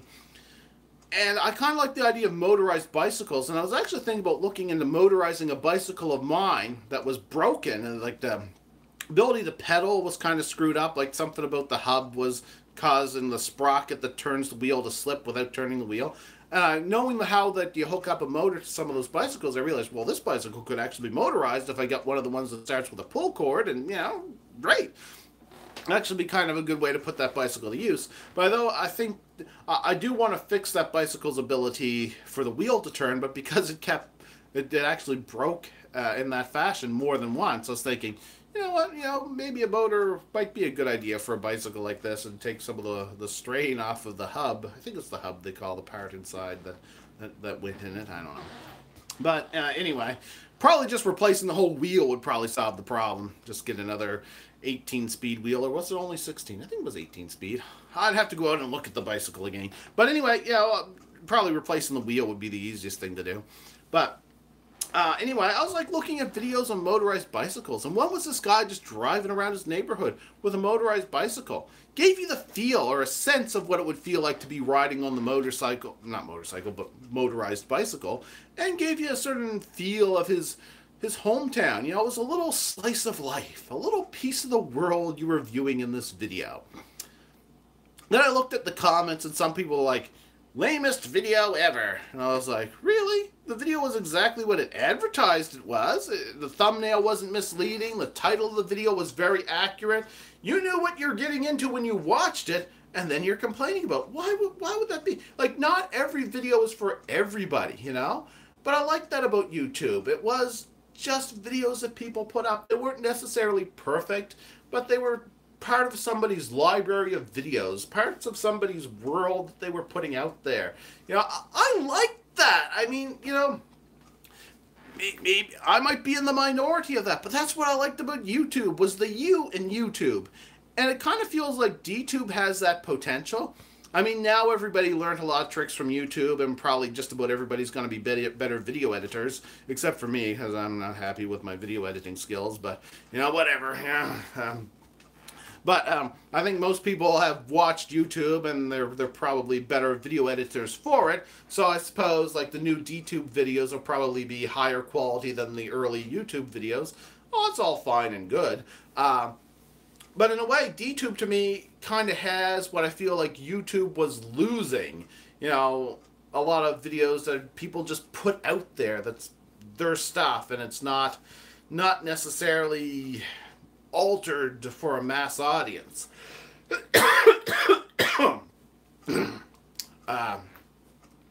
anyway, I should probably end this soon, which I keep saying but never do. Yeah, so I like that about DTube. On DTube, there's a lot of people talking about cryptocurrency and economic stuff, which kind of is unique about DTube because it is something that works with cryptocurrency. So, of course, that's going to draw a lot of people talking about that. And hopefully I get a little more time to watch some of those videos. I'll learn a little bit more about cryptocurrency. Because when I said cryptocurrency isn't my kind of thing, I'm kind of repeating myself once again here. It's not my kind of thing simply because I'm not good at accounting, It's like, banking's not my kind of thing. Math. But that's not me disliking cryptocurrency. That's just me it being outside of my realm of experience. But you know what? Holy crap, there's a lot of videos on DTube about cryptocurrency. So hopefully I'll learn some more about cryptocurrency and, and wonderful stuff like that in the future, because that would probably be good for me to learn more about that. I always wanted to learn about investing and investments and stuff like that. And cryptocurrency to me is kind of, like a similar category, banking and monetary systems and wonderful stuff like that, which was just something I never really successfully learned all that much about. So that's something I'm, hopefully find out about, simply because, DTube and Steemit and DPorn as well are going to be operating on cryptocurrency. So, will I successfully learn about it? I don't know. I couldn't learn French in school. They wanted us to learn French. I couldn't do it. I'm lucky I managed to learn English. I was good with science, but I was bad at math. So once everything in science required me to do math at the same time, I was like, uh-oh, I kind of know what's going on here, but I'm not good at doing the formulas.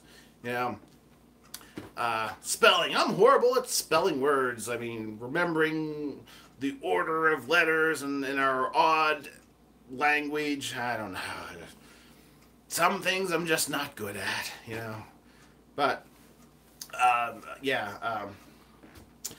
it doesn't, given the number of people that seem to be having success with monetizing their videos on DTube, I don't think that's going to be a big problem for most people, and it probably won't be a big problem for me as I learn more about it.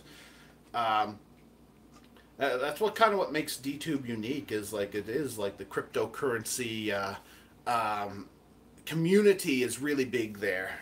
Well, YouTube, I think the biggest community used to be cat videos. Now it's probably video game videos, Which YouTube's getting some new competition from Twitch, and some other Facebook's doing stuff too. Like when YouTube talked about demonetizing all the small YouTube channels, I couldn't help but think, wow, VidMe just went out of business. If VidMe was still around, that might draw a lot of attention to VidMe, because a lot of the people that are angry because they're losing their monetization might just say, well, if I'm not going to get monetized anyway, well, probably won't make anything on VidMe either. But, I might respect that site a little bit more because, they're smaller and they weren't the ones that just demonetized me after having monetized me, But VidMe, kind of closed down, unfortunately. And then just before YouTube did that. But right after YouTube did that, it was almost like the blood was in the water. And Twitch and Facebook started to announce that they were going to do more things that overlapped with the kind of stuff that YouTube did. Like Facebook is going to start looking into live streaming and doing more with monetizing live streams or something like that. I forget how that's going to work. I'm not really up on it. And then Twitch was going to start allowing for pre-recorded video content to be uploaded, and even going into the category of non-video game related materials. And I'm still rambling and going on, and it's about time for me to end this. And I'm not sure if that's wind. Nope, nobody at the door. No. All right. But anyway, I got stuff to do. So I really should be ending this video. And if anybody watches this, I can't picture you watching all 168 minutes and 31 seconds. I might as well go for 169. 169, because I'm a perverted bastard. Gotta go for 169, then we'll end this thing. Another 20 seconds, yeah. All right, so thanks for watching. Please subscribe. Please watch my videos. Check me out on DTube, all that wonderful stuff. I just wanted to do a live stream. Well, I was sure that I still could.